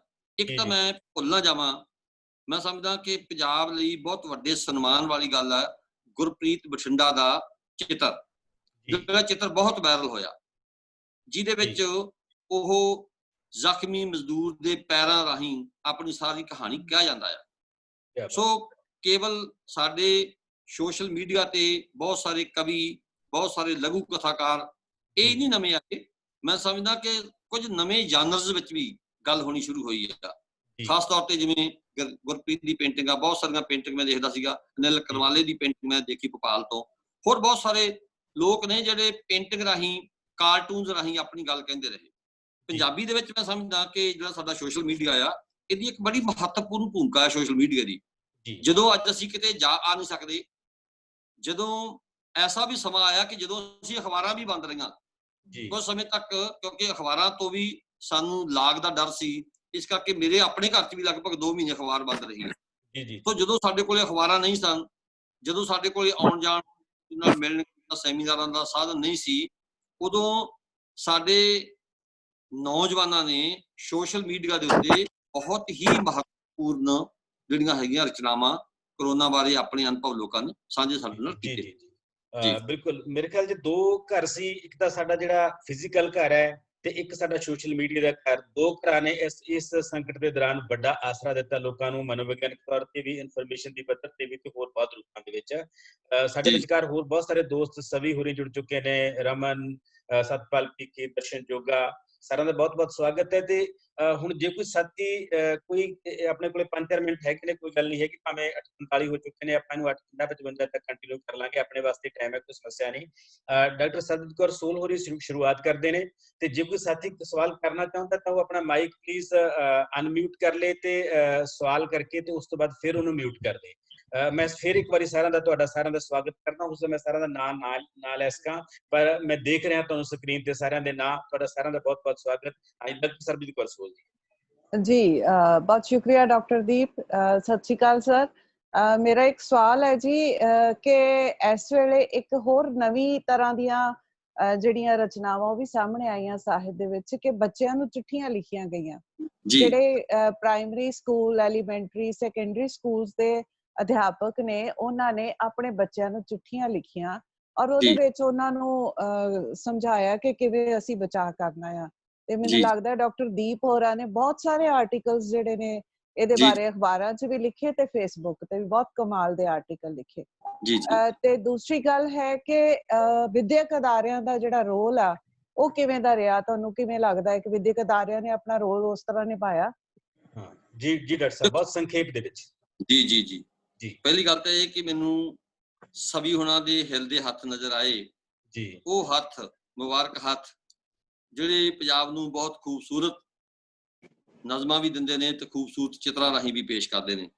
ਤਾਂ ਉਹਨਾਂ ਦਾ ਸ਼ਾਮਲ ਹੋਣ ਲਈ ਸ਼ੁਕਰੀਆ। ਸਰਬਜੀਤ ਜੀ, ਜਿਹੜੇ ਸਾਡੇ ਵਿਦਿਅਕ ਅਦਾਰੇ ਸੀ, ਵਿਦਿਅਕ ਅਦਾਰੇ ਲਾਗ ਦੇ ਡਰ ਕਰਕੇ ਬੰਦ ਰਹੇ, ਪਰ ਮੈਂ ਸਮਝਦਾ ਕਿ ਸਕੂਲ ਪੱਧਰ ਤੇ 2 ਕਿਸਮ ਦੇ ਕੰਮ ਹੋਏ। ਇੱਕ ਪਾਸੇ ਸਾਡੇ ਉਹ ਅਧਿਆਪਕ ਸਨ ਜਿਹੜੇ ਪੂਰੀ ਤਰ੍ਹਾਂ ਸਮਰਪਿਤ ਰਹੇ, ਆਨਲਾਈਨ ਬੱਚਿਆਂ ਨੂੰ ਪੜ੍ਹਾਉਂਦੇ ਰਹੇ, ਬੱਚਿਆਂ ਨੂੰ ਗਾਈਡ ਕਰਦੇ ਰਹੇ। ਤੇ ਦੂਜੇ ਪਾਸੇ ਪੰਜਾਬ ਦੇ ਸਕੂਲ ਸਿੱਖਿਆ ਦੇ ਉੱਤੇ ਬਹੁਤ ਸਾਰੇ ਸਵਾਲ ਉੱਠੇ ਨੇ। ਲੋਕ ਸੁਪਰੀਮ ਕੋਰਟ, ਹਾਈ ਕੋਰਟ ਤੱਕ ਗਏ ਨੇ। ਬਹੁਤ ਸਾਰੇ ਸਕੂਲ ਐਸੇ ਵੀ ਸੀ, ਉਹਨਾਂ ਨੇ ਆਨਲਾਈਨ ਟੀਚਿੰਗ ਇਸ ਕਰਕੇ ਨਹੀਂ ਕੀਤੀ ਕਿ ਉਹਨਾਂ ਨੂੰ ਬੱਚਿਆਂ ਦਾ ਫਿਕਰ ਬਹੁਤ ਸੀ। ਉਹਨਾਂ ਨੇ ਆਨਲਾਈਨ ਟੀਚਿੰਗ ਇਸ ਲਈ ਸ਼ੁਰੂ ਕੀਤੀ ਕਿ ਇੱਕ ਤਾਂ ਉਹਨਾਂ ਨੂੰ ਇਹ ਅਹਿਸਾਸ ਸੀ ਕਿ ਅਸੀਂ ਟੀਚਰਾਂ ਨੂੰ ਵਿਹਲੇ ਬੈਠਿਆਂ ਨੂੰ ਤਨਖਾਹ ਦੇ ਰਹੇ ਹਾਂ, ਤੇ ਦੂਜਾ ਉਹ ਇਹ ਕਹਿਣਾ ਚਾਹੁੰਦੇ ਸੀ ਕਿ ਅਸੀਂ ਪੜ੍ਹਾਉਂਦੇ ਰਹੇ ਹਾਂ, ਇਸ ਕਰਕੇ ਸਾਨੂੰ ਫੀਸਾਂ ਲੈਣ ਦਾ ਹੱਕ ਆ। ਸੋ ਦੋਨੇ ਕਿਸਮ ਦੇ ਕੰਮ ਹੋਏ ਨੇ। ਇੱਕ ਪਾਸੇ ਸਾਡੇ ਉਹ ਸਮਰਪਿਤ ਟੀਚਰ ਨੇ ਜਿਹੜੇ ਭਾਵੇਂ ਗਵਰਨਮੈਂਟ ਸਕੂਲਾਂ ਵਿੱਚ ਬੈਠੇ ਨੇ, ਭਾਵੇਂ ਪ੍ਰਾਈਵੇਟ ਸਕੂਲਾਂ ਵਿੱਚ ਬੈਠੇ ਨੇ, ਕਿ ਜਿਹੜੇ ਆਨਲਾਈਨ ਜੁੜੇ ਰਹੇ ਨੇ ਆਪਣੇ ਬੱਚਿਆਂ ਦੇ ਨਾਲ। ਤੇ ਦੂਜੇ ਪਾਸੇ ਸਾਡੇ ਸਕੂਲਾਂ ਦਾ ਇੱਕ ਹਿੱਸਾ, ਮੈਨੇਜਮੈਂਟਾਂ ਦਾ ਹਿੱਸਾ ਉਹ ਵੀ ਆ ਜਿਹੜਾ ਸਿੱਖਿਆ ਨੂੰ ਇੱਕ ਨਿੱਜੀ ਮੁਨਾਫੇ ਦੇ ਤੌਰ ਤੇ ਵਰਤਦਾ ਰਿਹਾ। ਇਹ ਦੋਹਾਂ ਦਾ ਹੀ ਸਾਡੇ ਸਾਹਮਣੇ, ਦੋਹਾਂ ਦਾ ਹੀ ਪਿਆਰ ਸਾਡੇ ਸਾਹਮਣੇ ਹੈ ਜੀ। ਹੋਰ ਕੋਈ ਵੀ ਸਾਥੀ ਜੇ ਕਿਸੇ ਦੇ ਮਨ ਦੇ ਵਿੱਚ ਕੋਈ ਸਵਾਲ ਹੈ, ਡਾਕਟਰ ਸਾਹਿਬ ਨੂੰ ਸਵਾਲ ਕਰ ਸਕਦਾ ਹੈ। ਹਾਂਜੀ ਦੀਪ ਜੀ, ਗੁਰਦੇਵ ਸਿੰਘ ਦੇਵ ਬੋਲ ਰਿਹਾ ਅੰਬਾਲਾ ਤੋਂ। ਜੀ ਸਵਾਗਤ ਹੈ ਜੀ, ਸਵਾਗਤ, ਬਹੁਤ ਬਹੁਤ ਸਵਾਗਤ। ਹਾਂਜੀ, ਬਹੁਤ ਵਧੀਆ ਗੱਲਾਂ ਡਾਕਟਰ ਸੁਖਦੇਵ ਸਿੰਘ ਹੋਰਾਂ ਨੇ ਕੀਤੀਆਂ ਨੇ ਜੀ। ਤੇ ਜਿਹੜੀ ਗੱਲ ਉਹ ਪੈਰਾਂ ਵਾਲੀ ਗੱਲ ਕੀਤੀ ਹੈ, ਤੇ ਇੱਕ ਦੋ ਚਿੱਤਰ ਜਿਹੜੇ ਪੇਂਟਿੰਗ ਦੇ ਵਿੱਚ ਹੋਰ ਆਏ ਨੇ ਜਿਹਦੇ ਵਿੱਚ ਪੈਰਾਂ ਦੀ ਵਿਆਈਆਂ ਪਾਟੀਆਂ ਹੋਈਆਂ ਨੇ, ਜਾਂ ਜਿਹੜੀ ਪ੍ਰੈਗਨੈਂਟ ਔਰਤ ਜਿਸਨੇ ਕਿ ਉੱਤੇ ਸੜਕ ਦੇ ਉੱਤੇ ਹੀ ਜਿਹੜਾ ਹੈਗਾ ਜਨਮ ਦਿੱਤਾ, ਤੇ ਉਸਦੀ ਨਾਲ ਵਾਲੀ ਤਸਵੀਰ ਜਿਹੜੀ ਹੈਗੀ ਉਹ ਵੀ ਆਈ। ਤੇ ਤੀਜੀ ਤਸਵੀਰ ਜਿਹੜੀ ਸਭ ਤੋਂ ਦੁਖਾਂਤ ਸੀਗੀ, ਉਹ ਰੇਲਵੇ ਲਾਈਨ ਦੇ ਉੱਤੇ ਜਿਹੜੇ 20-22 ਮਜ਼ਦੂਰ ਕੱਟ ਕੇ ਮਰ ਗਏ ਤੇ ਉਹਨਾਂ ਦੀ ਰੋਟੀਆਂ ਜਿਹੜੀਆਂ ਵਿਖਰੀਆਂ ਪਈਆਂ ਸਨ। ਇਸ ਸਿੰਬਲ ਨੂੰ ਆਪਾਂ ਜਿਹੜਾ ਹੈਗਾ ਕਿਸ ਤਰੀਕੇ ਨਾਲ ਲੈ ਸਕਦੇ ਹਾਂ। ਤੇ ਜਿਹੜੀ ਗੱਲ ਡਾਕਟਰ ਸਾਹਿਬ ਨੇ ਹੁਣੇ ਕੀਤੀ ਹੈ ਕਿ ਇਸ ਵੇਲੇ ਬਹੁਤਾ ਜ਼ੋਰ ਇਸ ਗੱਲ ਤੇ ਵੀ ਰਿਹਾ ਹੈ ਕਿ ਐਜੂਕੇਸ਼ਨ ਨੂੰ ਜਿਹੜਾ ਹੈਗਾ ਉਹ ਆਨਲਾਈਨ ਕਰਕੇ ਤੇ ਸਕੂਲੀ ਪੱਧਰ ਦੀ ਜਿਹੜੀ ਸਿੱਖਿਆ ਹੈ ਜਾਂ ਜਿਹੜੀ ਸਿੱਖਿਆ ਹੈ ਉਸ ਨੂੰ ਜਿਹੜਾ ਹੈਗਾ ਲੋਕਾਂ ਤੋਂ ਕਿਵੇਂ ਵਾਂਝਾ ਕੀਤਾ ਜਾਵੇ, ਤੇ ਪੈਸਾ ਵੀ ਜਿਹੜਾ ਪ੍ਰਾਈਵੇਟ ਅਦਾਰੇ ਨੇ ਉਹ ਕਿਵੇਂ ਕਮਾ ਕੇ ਉਸੇ ਤਰੀਕੇ ਨਾਲ ਜਾਰੀ ਰੱਖਣ। ਇਹਦੇ ਬਾਰੇ ਮੈਂ ਥੋੜਾ ਜਿਹਾ ਡਾਕਟਰ ਸਾਹਿਬ ਤੋਂ ਚਾਹਾਂਗਾ ਕਿ ਉਹ ਕੁਝ ਟਿੱਪਣੀ ਕਰਨ। ਜੀ ਹਾਂਜੀ, ਡਾਕਟਰ ਗੁਰਦੇਵ ਸਿੰਘ ਦੇਵ ਜੀ, ਪਹਿਲੀ ਗੱਲ ਤਾਂ ਤੁਸੀਂ ਬਹੁਤ ਅੱਛਾ ਕੀਤਾ ਕਿ ਤੁਸੀਂ ਮੇਰੇ ਧਿਆਨ 'ਚ ਉਹ ਚੀਜ਼ਾਂ ਲਿਆਂਦੀਆਂ ਜਿਹੜੀਆਂ ਮੇਰੀ ਡਿਸਕਸ਼ਨ 'ਚ ਨਹੀਂ ਸੀ ਆ ਸਕੀਆਂ, ਕਿਉਂਕਿ ਮੈਂ ਸਿਰਫ ਸੰਕੇਤ ਹੀ ਕੀਤਾ ਸੀਗਾ ਕਿ ਇਸ ਨਵੀਂ ਕਿਸਮ ਦੀ ਹਿਜਰਤ ਨੇ ਬਹੁਤ ਦਿਲ ਕੰਬਾਊ ਜਿਹੜੀਆਂ ਸੀ ਬਰਤਾਂਤ ਸਾਡੇ ਸਾਹਮਣੇ ਲਿਆਂਦੇ ਨੇ, ਔਰ ਬਹੁਤ ਸਾਰੀਆਂ ਪੇਂਟਿੰਗਸ ਵੀ ਸਾਡੇ ਸਾਹਮਣੇ ਆਈਆਂ ਨੇ ਬੰਬੇ ਦੇ ਲੇਖਕਾਂ ਦੀਆਂ। ਖਾਸ ਤੌਰ ਤੇ ਮੈਂ ਦੇਖ ਰਿਹਾ ਸੀਗਾ ਕਿ ਜਿਹੜੇ ਝਾਰਖੰਡ ਦੇ ਮੇਰੇ ਕੁਝ ਦੋਸਤ ਨੇ ਜਿਨ੍ਹਾਂ ਦੀਆਂ ਪੇਂਟਿੰਗ ਸਾਹਮਣੇ ਆਈਆਂ। ਮੈਂ ਵਿਸਥਾਰ ਨਹੀਂ ਜਾ ਸਕਦਾ ਕਿਉਂਕਿ ਮੈਂ ਪੇਂਟਿੰਗ ਤੁਹਾਨੂੰ ਦਿਖਾ ਨਹੀਂ ਸਕਦਾ। ਦੂਸਰੀ ਗੱਲ ਮੈਂ ਇਹ ਕਹਿਣੀ ਚਾਹੁੰਦਾ ਕਿ ਆਨਲਾਈਨ ਸਿੱਖਿਆ ਦੀਆਂ ਸੀਮਾਵਾਂ ਜ਼ਰੂਰ ਨੇ, ਪਰ ਇਸ ਕਰੋਨਾ ਵਾਇਰਸ ਨੇ ਸਾਡੇ ਸਾਹਮਣੇ ਇੱਕ ਚੁਣੌਤੀ ਰੱਖੀ ਸੀ ਕਿ ਜਦੋਂ ਅਸੀਂ ਸੋਸ਼ਲ ਡਿਸਟੈਂਸਿੰਗ ਕਰਨੀ ਹੋਵੇ ਤਾਂ ਫਿਰ ਅਸੀਂ ਗਿਆਨ ਦਾ ਸੰਚਾਰ ਫਿਰ ਕਿਵੇਂ ਹੋ ਸਕਦਾ ਹੈ। ਸੋ ਸਾਡੇ ਅਧਿਆਪਕਾਂ ਨੂੰ ਵੀ ਇੱਕ ਨਵਾਂ ਅਨੁਭਵ ਹੋਇਆ। ਸਾਡੇ ਬਹੁਤ ਸਾਰੇ ਅਧਿਆਪਕਾਂ ਨੇ ਇਸ ਸਮੇਂ 'ਚ ਉਹ ਸੋਸ਼ਲ ਮੀਡੀਆ ਦੀ ਵਰਤੋਂ ਕਰਨੀ ਸਿੱਖੀ ਆ, ਆਨਲਾਈਨ ਟੀਚਿੰਗ ਕਰਨੀ ਸਿੱਖੀ ਆ।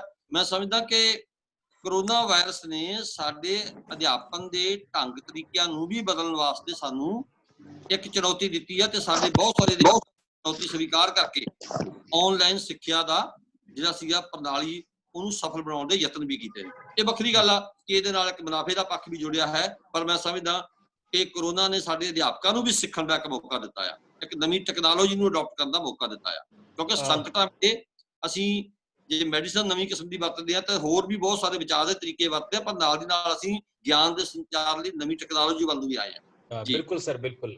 Work from home, education from home ਤੇ ਹੋਰ ਬਹੁਤ ਕੁਝ ਅਸੀਂ ਘਰਾਂ ਤੋਂ ਕਰਨਾ ਸਿੱਖਿਆ, ਇਹ ਕੋਈ ਸ਼ੱਕ ਨਹੀਂ। ਇਹਦੀਆਂ ਸੀਮਾਵਾਂ ਸੰਭਾਵਨਾਵਾਂ ਰਹਿਣਗੀਆਂ, ਪਰ ਸੰਕਟ ਬਿਲਕੁਲ ਸਾਡੇ ਵਾਸਤੇ ਨਵੇਂ ਮੌਕੇ ਹੁੰਦਾ ਤੇ ਨਵੀਆਂ ਚੁਣੌਤੀਆਂ ਹੁੰਦਾ, ਤੇ ਅਸੀਂ ਇਹਨਾਂ ਮੌਕਿਆਂ ਰਾਹੀਂ ਬਹੁਤ ਕੁਝ ਨਵਾਂ ਸਿੱਖਣ ਦੀ ਕੋਸ਼ਿਸ਼ ਕੀਤੀ ਹੈ, ਤੇ ਆਉਣ ਵਾਲੇ ਸਮੇਂ ਦੇ ਵਿੱਚ ਇਸ ਨੇ ਸਾਡੀ ਜ਼ਿੰਦਗੀ ਨੂੰ ਬਹੁਤ ਕੁਝ ਬਦਲਣਾ ਹੈ। ਜਿਵੇਂ ਹੁਣ ਅਸੀਂ ਇਸ ਮਾਧਿਅਮ ਰਾਹੀਂ ਮਿਲ ਰਹੇ ਹਾਂ, ਸ਼ਾਇਦ ਅਸੀਂ ਇਸ ਮਾਧਿਅਮ ਰਾਹੀਂ ਕਦੇ ਨਾ ਮਿਲ ਸਕਦੇ। ਬਹੁਤ ਸਾਰੇ ਦੋਸਤ ਬਾਹਰਲੇ ਮੁਲਕਾਂ ਤੋਂ ਸਾਡੇ ਨਾਲ ਜੁੜੇ ਹੋਏ ਨੇ ਇਸ ਵੇਲੇ, ਉਹ ਕਦੇ ਨਹੀਂ ਸਾਡੇ ਸਮਾਗਮਾਂ 'ਚ ਆ ਸਕਦੇ ਸੀ। ਸੋ ਇੱਕ ਬਹੁਤ ਸਾਰੀਆਂ ਪੋਜ਼ਿਟਿਵ ਗੱਲਾਂ ਨੇ, ਭਾਵੇਂ ਕੁਝ ਲਿਮਿਟੇਸ਼ਨਸ ਵੀ ਨੇ। ਬਹੁਤ ਸੰਖੇਪ ਦੇ ਵਿੱਚ ਸਰ ਕੋਈ ਜੇ ਕੋਈ ਕਦਾ ਸਵਾਲ ਹੋਰ ਕਰਨਾ ਚਾਹੁੰਦਾ ਹੈ ਆਪਾਂ ਤੇ ਉਹ ਸਵਾਲ ਲੈ ਲੈਣੇ, ਤੇ ਉਧਰੋਂ ਉਸ ਤੋਂ ਬਾਅਦ ਆਪਣਾ ਟਾਈਮ ਜਿਹੜਾ ਮੁੱਕ ਰਿਹਾ ਹੈ। ਕੋਈ ਵੀ ਹੋਰ ਸਾਥੀ ਜੇ ਕੋਈ ਸਵਾਲ ਕਰਨਾ ਚਾਹੁੰਦਾ ਹੈ। ਸਤਿ ਸ਼੍ਰੀ ਅਕਾਲ ਸਾਰਿਆਂ ਨੂੰ। ਕੁਲਦੀਪ ਸਰ। ਰਮਨ, ਹਾਂ ਬੇਟੇ ਬੋਲੋ। ਵੀਨਾ ਬੋਲ ਰਹੀ ਹਾਂ। ਵੀਨਾ ਮੈਡਮ ਬੋਲੋ। ਮੈਂ ਸੁਖਦੇਵ ਸਰ ਦੀ ਟਾਕ ਸਾਰੀ ਨਹੀਂ ਸੁਣ ਸਕੀ ਡਿਊ ਟੂ ਨੈਟਵਰਕ ਪ੍ਰੋਬਲਮ। ਮੇਰਾ ਇੱਕ ਸਵਾਲ ਹੈ ਸਰ ਕਿ ਜਿਹੜਾ ਫਿਊਚਰ ਕਨਸੀਕੁਐਂਸਿਸ ਕੀ ਬਣਨਗੇ ਆਨਲਾਈਨ ਟੀਚਿੰਗ ਦੇ। ਜੀ ਦੀਆਂ ਭਵਿੱਖਮੁਖੀ ਸੰਭਾਵਨਾਵਾਂ ਨੂੰ ਆਪਾਂ ਕਿਸ ਤਰ੍ਹਾਂ ਦੇਖ ਰਹੇ ਹਾਂ? ਜੀ ਜੀ ਮੈਮ, ਥੈਂਕ ਯੂ ਤਾਂ ਚਲੋ ਇੱਕ ਸੰਕਟ ਦੇ ਵਿੱਚ ਆਪਾਂ ਇਹਨੂੰ ਆਪਟ ਕੀਤਾ ਹੋਇਆ ਹੈ, ਓਨ ਕੀਤਾ ਹੈ, ਕਿ ਫਿਊਚਰ ਦੇ ਵਿੱਚ ਇਹਦੀਆਂ ਕੀ ਸੰਭਾਵਨਾਵਾਂ ਤੁਸੀਂ ਦੇਖ ਰਹੇ ਹੋ, ਕਿਸ ਤਰ੍ਹਾਂ?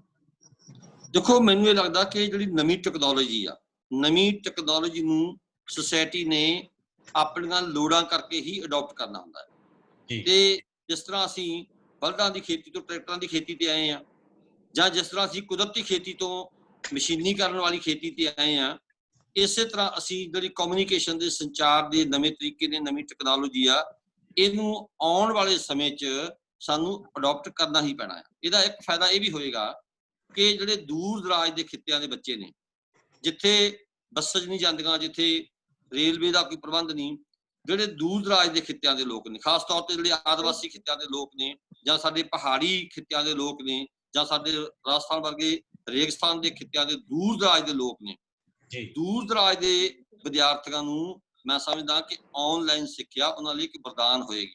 ਔਰ ਦੂਜੀ ਗੱਲ ਮੈਂ ਸਮਝਦਾ ਕਿ ਇਹ ਆਨਲਾਈਨ ਸਿੱਖਿਆ, ਕਿਉਂਕਿ ਇੱਕ ਨਵੀਂ ਚੁਣੌਤੀ ਆ, ਇਹ ਸਾਡੇ ਅਧਿਆਪਕਾਂ ਦੇ ਸਿੱਖਣ ਲਈ ਵੀ ਇੱਕ ਵਰਦਾਨ ਹੋਏਗੀ। ਇਹ ਸਾਡੇ ਅਧਿਆਪਕਾਂ ਦੇ ਵਿਜ਼ਨ ਨੂੰ ਵੀ ਖੋਲੇਗੀ। ਸਾਡੇ ਅਧਿਆਪਕ ਦਾ ਕੇਵਲ ਜਿਹੜਾ ਕਲਾਸਰੂਮ ਤੱਕ ਦਾ ਉਹਦਾ ਮਾਡਲ ਸੀ, ਜਦੋਂ ਅਸੀਂ ਕਲਾਸਰੂਮ ਤੱਕ ਦਾ ਮਾਡਲ ਬਦਲਾਂਗੇ ਤਾਂ ਨਾਲ ਦੀ ਨਾਲ ਸਾਡੇ ਅਧਿਆਪਕ ਦੀ ਜਿਹੜੀ ਜ਼ਹਿਨੀਅਤ ਆ, ਉਹਦੀ ਸੋਚ ਆ, ਉਹ ਵੀ ਬਦਲੇਗੀ ਤੇ ਉਹਦਾ ਵਿਜ਼ਨ ਵੀ ਵਿਸ਼ਾਲ ਹੋਏਗਾ ਤੇ ਅਸੀਂ ਬਹੁਤ ਵਿਸ਼ਾਲ ਹਿੱਸੇ ਤੱਕ ਪਹੁੰਚ। ਸਰ, ਇਹਦਾ ਮਤਲਬ ਇਹ ਹੈ ਕਿ ਜਦੋਂ ਪਹਿਲਾਂ ਜਿਹੜੀ ਡਿਸਟੈਂਸ ਐਜੂਕੇਸ਼ਨ ਚੱਲਦੀ ਸੀ ਤੇ ਬਹੁਤ ਸਾਰੀਆਂ ਯੂਨੀਵਰਸਿਟੀਜ਼ ਉਹਨੂੰ ਅਪਰੂਵ ਨਹੀਂ ਕਰਦੀਆਂ। ਇਹਦਾ ਮਤਲਬ ਹੈ ਕਿ ਫਿਰ ਜੇ ਇਹ ਚੀਜ਼ਾਂ ਲਾਗੂ ਹੁੰਦੀਆਂ ਨੇ ਤੇ ਫਿਰ ਇਹਨਾਂ ਦੀ ਵੈਲਿਊ ਵੀ ਹੋਏਗੀ, ਹੈ ਨਾ? ਬਟ ਆਬਵੀਅਸਲੀ ਜੀ ਵੀਨਾ ਮੈਡਮ, ਇੱਕ ਫੇਸਬੁੱਕ ਰਾਹੀਂ ਸਵਾਲ ਸਾਡੇ ਕੋਲ ਆ ਰਿਹਾ ਡਾਕਟਰ ਸਾਹਿਬ ਕਿ ਲੋਕਡਾਊਨ ਤੋਂ ਬਾਅਦ ਸਰਕਾਰ ਵੱਲੋਂ ਕੀਤੀ ਮਹਿੰਗਾਈ ਕਰਕੇ ਲੋਕਾਂ ਦਾ ਲੱਕ ਤੋੜਨ ਦਾ ਜ਼ਿਕਰ ਗੱਲਬਾਤ ਦੇ ਵਿੱਚ ਨਹੀਂ ਆਇਆ। ਜਿਹਦੇ ਬਾਰੇ ਕੁਝ ਟਿੱਪਣੀ ਬਹੁਤ ਸੰਖੇਪ ਦੇ ਵਿੱਚ ਕਰਨੀ ਚਾਹੂੰ। ਐਡਵੋਕੇਟ ਅਮਰਜੀਤ ਸਿੰਘ ਗੁਰਾਂ ਨੇ ਫੇਸਬੁੱਕ ਰਾਹੀਂ ਸਵਾਲ ਕੀਤਾ ਹੈ। ਜੀ ਹਲਕਾ ਜਿਹਾ ਸੰਕੇਤ ਤਾਂ ਮੈਂ ਕੀਤਾ ਸੀ ਕਿ ਇਸ ਲੋਕਡਾਊਨ ਦੇ ਵਿੱਚ ਬਹੁਤ ਸਾਰੇ ਲੋਕਾਂ ਨੇ ਆਪਣੀ ਸਮਰੱਥਾ ਮੁਤਾਬਕ ਆਪਣੀ ਜੇਬ ਚੋਂ ਖਰਚਾ ਕਰਕੇ ਇਸ ਮਨੁੱਖਤਾ ਨੂੰ ਬਚਾਉਣ ਦੀ ਯਤਨ ਕੀਤੇ ਨੇ। ਪਰ ਉੱਥੇ ਕੁਝ ਹਿੱਸਾ ਐਸਾ ਵੀ ਸੀ ਕਿ ਜਿਹਨੇ ਇਸ ਲੋਕਡਾਊਨ ਦੇ ਸਮੇਂ ਨੂੰ ਆਪਣੇ ਮੁਨਾਫੇ ਲਈ ਤੇ ਲੋਕਾਂ ਦੀ ਲੁੱਟ ਦੇ ਰੂਪ ਚ ਉਹਨੇ ਵਰਤਿਆ। ਜਿਵੇਂ ਅੱਜ ਅਸੀਂ ਦੇਖ ਕੇ ਮੰਗਿਆ, ਖਾਸ ਤੌਰ ਤੇ ਅਸੀਂ ਅੱਜ ਦੇਖ ਰਹੇ ਹਾਂ ਕਿ ਜੋ ਤੇਲ ਦੀਆਂ ਕੀਮਤਾਂ, ਇੱਕ ਪਾਸੇ ਵਿਸ਼ਵ ਪੱਧਰ ਤੇ ਕੱਚੇ ਤੇਲ ਦੀਆਂ ਕੀਮਤਾਂ ਘਟ ਰਹੀਆਂ ਨੇ ਤੇ ਦੂਜੇ ਪਾਸੇ ਹਿੰਦੁਸਤਾਨ 'ਚ ਇਹ ਹਾਲਤ ਆ ਕਿ ਇਸ ਵੇਲੇ ਡੀਜ਼ਲ ਜਿਹੜਾ ਹੈ ਪੈਟਰੋਲ ਨਾਲੋਂ ਵੀ ਮਹਿੰਗਾ ਹੋ ਗਿਆ।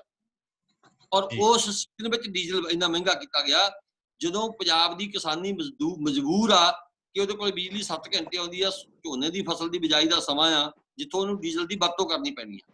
ਸੋ ਮੈਂ ਸਮਝਦਾ ਕਿ ਜ਼ਖੀਰੇਬਾਜ਼ਾਂ ਨੇ ਵੀ ਇਹੀ ਕੀਤਾ। ਚੰਡੀਗੜ੍ਹ 'ਚ ਮੇਰਾ ਆਪਣਾ ਅਨੁਭਵ ਆ, ਚੰਡੀਗੜ੍ਹ ਦੇ ਵਿੱਚ ਰਾਸ਼ਨ ਬਹੁਤ ਮਹਿੰਗਾ ਮਿਲਦਾ ਰਿਹਾ, ਚੰਡੀਗੜ੍ਹ ਦੇ ਵਿੱਚ ਵੀ ਜ਼ਖੀਰੇਬਾਜ਼ੀ ਹੋਈ ਆ।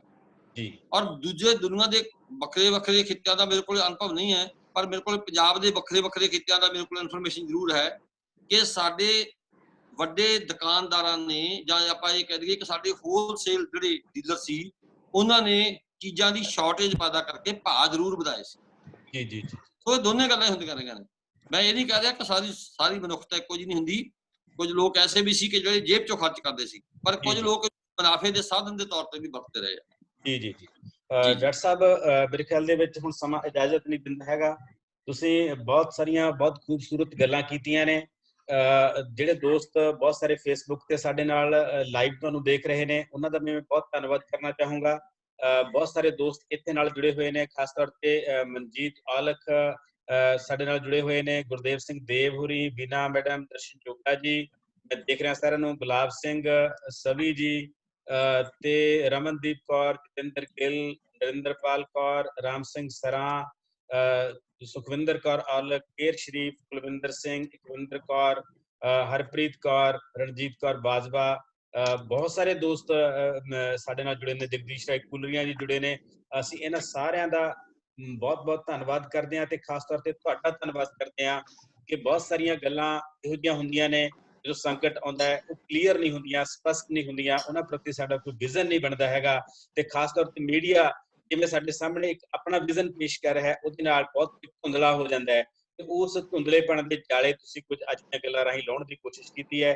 ਤੇ ਮੈਂ ਮੈਡਮ ਸਰਬਜੀਤ ਕੌਰ ਸੋਹਲ ਵੱਲੋਂ ਤੇ ਆਪਣੇ ਵੱਲੋਂ, ਪੰਜਾਬ ਸਾਹਿਤ ਅਕੈਡਮੀ ਵੱਲੋਂ ਸਭੀ ਸਤਪਾਲ ਪੀਕੀ ਸਾਰੇ ਅਸੀਂ ਇਸ ਅਦਾਰੇ ਦੇ ਮੈਂਬਰ ਆ, ਸਾਰਿਆਂ ਵੱਲੋਂ ਤੁਹਾਡਾ ਬਹੁਤ ਬਹੁਤ ਧੰਨਵਾਦ ਕਰਦਾ ਕਿ ਤੁਸੀਂ ਅੱਜ ਬਹੁਤ ਸਾਰੀਆਂ ਖੂਬਸੂਰਤ ਗੱਲਾਂ ਕੀਤੀਆਂ। ਡਾਕਟਰ ਕੁਲਦੀਪ ਸਿੰਘ ਦੀਪ ਜੀ ਮੈਂ ਰਸਮੀ ਧੰਨਵਾਦ ਤੁਹਾਡਾ ਨਾ ਕਰਾਂ ਜੀ ਕਿਉਂਕਿ ਆਪਾਂ ਇੱਕ ਪਰਿਵਾਰ ਦੇ ਮੈਂਬਰ ਆਵਾਂਗਾ ਜੀ ਪਰ ਮੈਂ ਜਿਹੜੇ ਦੋਸਤ ਇਸ ਸੰਵਾਦ ਵਿੱਚ ਜੁੜੇ ਨੇ ਜੀ ਮੈਂ ਵਿਸ਼ੇਸ਼ ਤੌਰ ਤੇ ਉਹਨਾਂ ਦਾ ਧੰਨਵਾਦ ਕਰਨਾ ਚਾਹਾਂਗਾ ਜੀ ਔਰ ਮੈਂ ਉਹਨਾਂ ਸਾਰਿਆਂ ਵੱਲੋਂ ਵੀ ਜਿਹੜੇ ਇਸ ਸੰਵਾਦ ਵਿੱਚ ਜੁੜੇ ਨੇ ਉਹਨਾਂ ਸਾਰਿਆਂ ਵੱਲੋਂ ਵੀ ਪੰਜਾਬ ਸਾਹਿਤ ਅਕਾਦਮੀ ਦੀ ਜਿਹੜੀ ਟੀਮ ਜਿਹਦੀ ਅਗਵਾਈ ਡਾਕਟਰ ਸਰਬਜੀਤ ਕੌਰ ਸੋਹਲ ਕਰ ਰਹੇ ਨੇ ਜਿਹਦੇ ਵਿੱਚ ਨਾਲ ਉਹਨਾਂ ਦੇ ਸਤੀਸ਼ ਕੁਮਾਰ ਵਰਮਾ ਜੀ ਨੇ ਤੇ ਮੈਂ ਸਮਝਦਾ ਕਿ ਜਿਹੜੇ ਨੀਂਹ ਦੀ ਇੱਟ ਨੇ ਜਿਹੜੇ ਦਿਸਦੇ ਨਹੀਂ ਪਰ ਸਭ ਤੋਂ ਵੱਧ ਕੰਮ ਕਰਦੇ ਨੇ ਡਾਕਟਰ ਕੁਲਦੀਪ ਸਿੰਘ ਦੀਪ। ਔਰ ਮੈਨੂੰ ਬੜੀ ਖੁਸ਼ੀ ਹੋ ਰਹੀ ਆ ਕਿ ਤੁਸੀਂ ਸਾਰਿਆਂ ਨੇ ਇਸ ਸੰਵਾਦ ਨੂੰ ਬੜਾ ਲਾਈਵਲੀ ਰੱਖਿਆ। ਮਿਹਰਬਾਨੀ, ਧੰਨਵਾਦ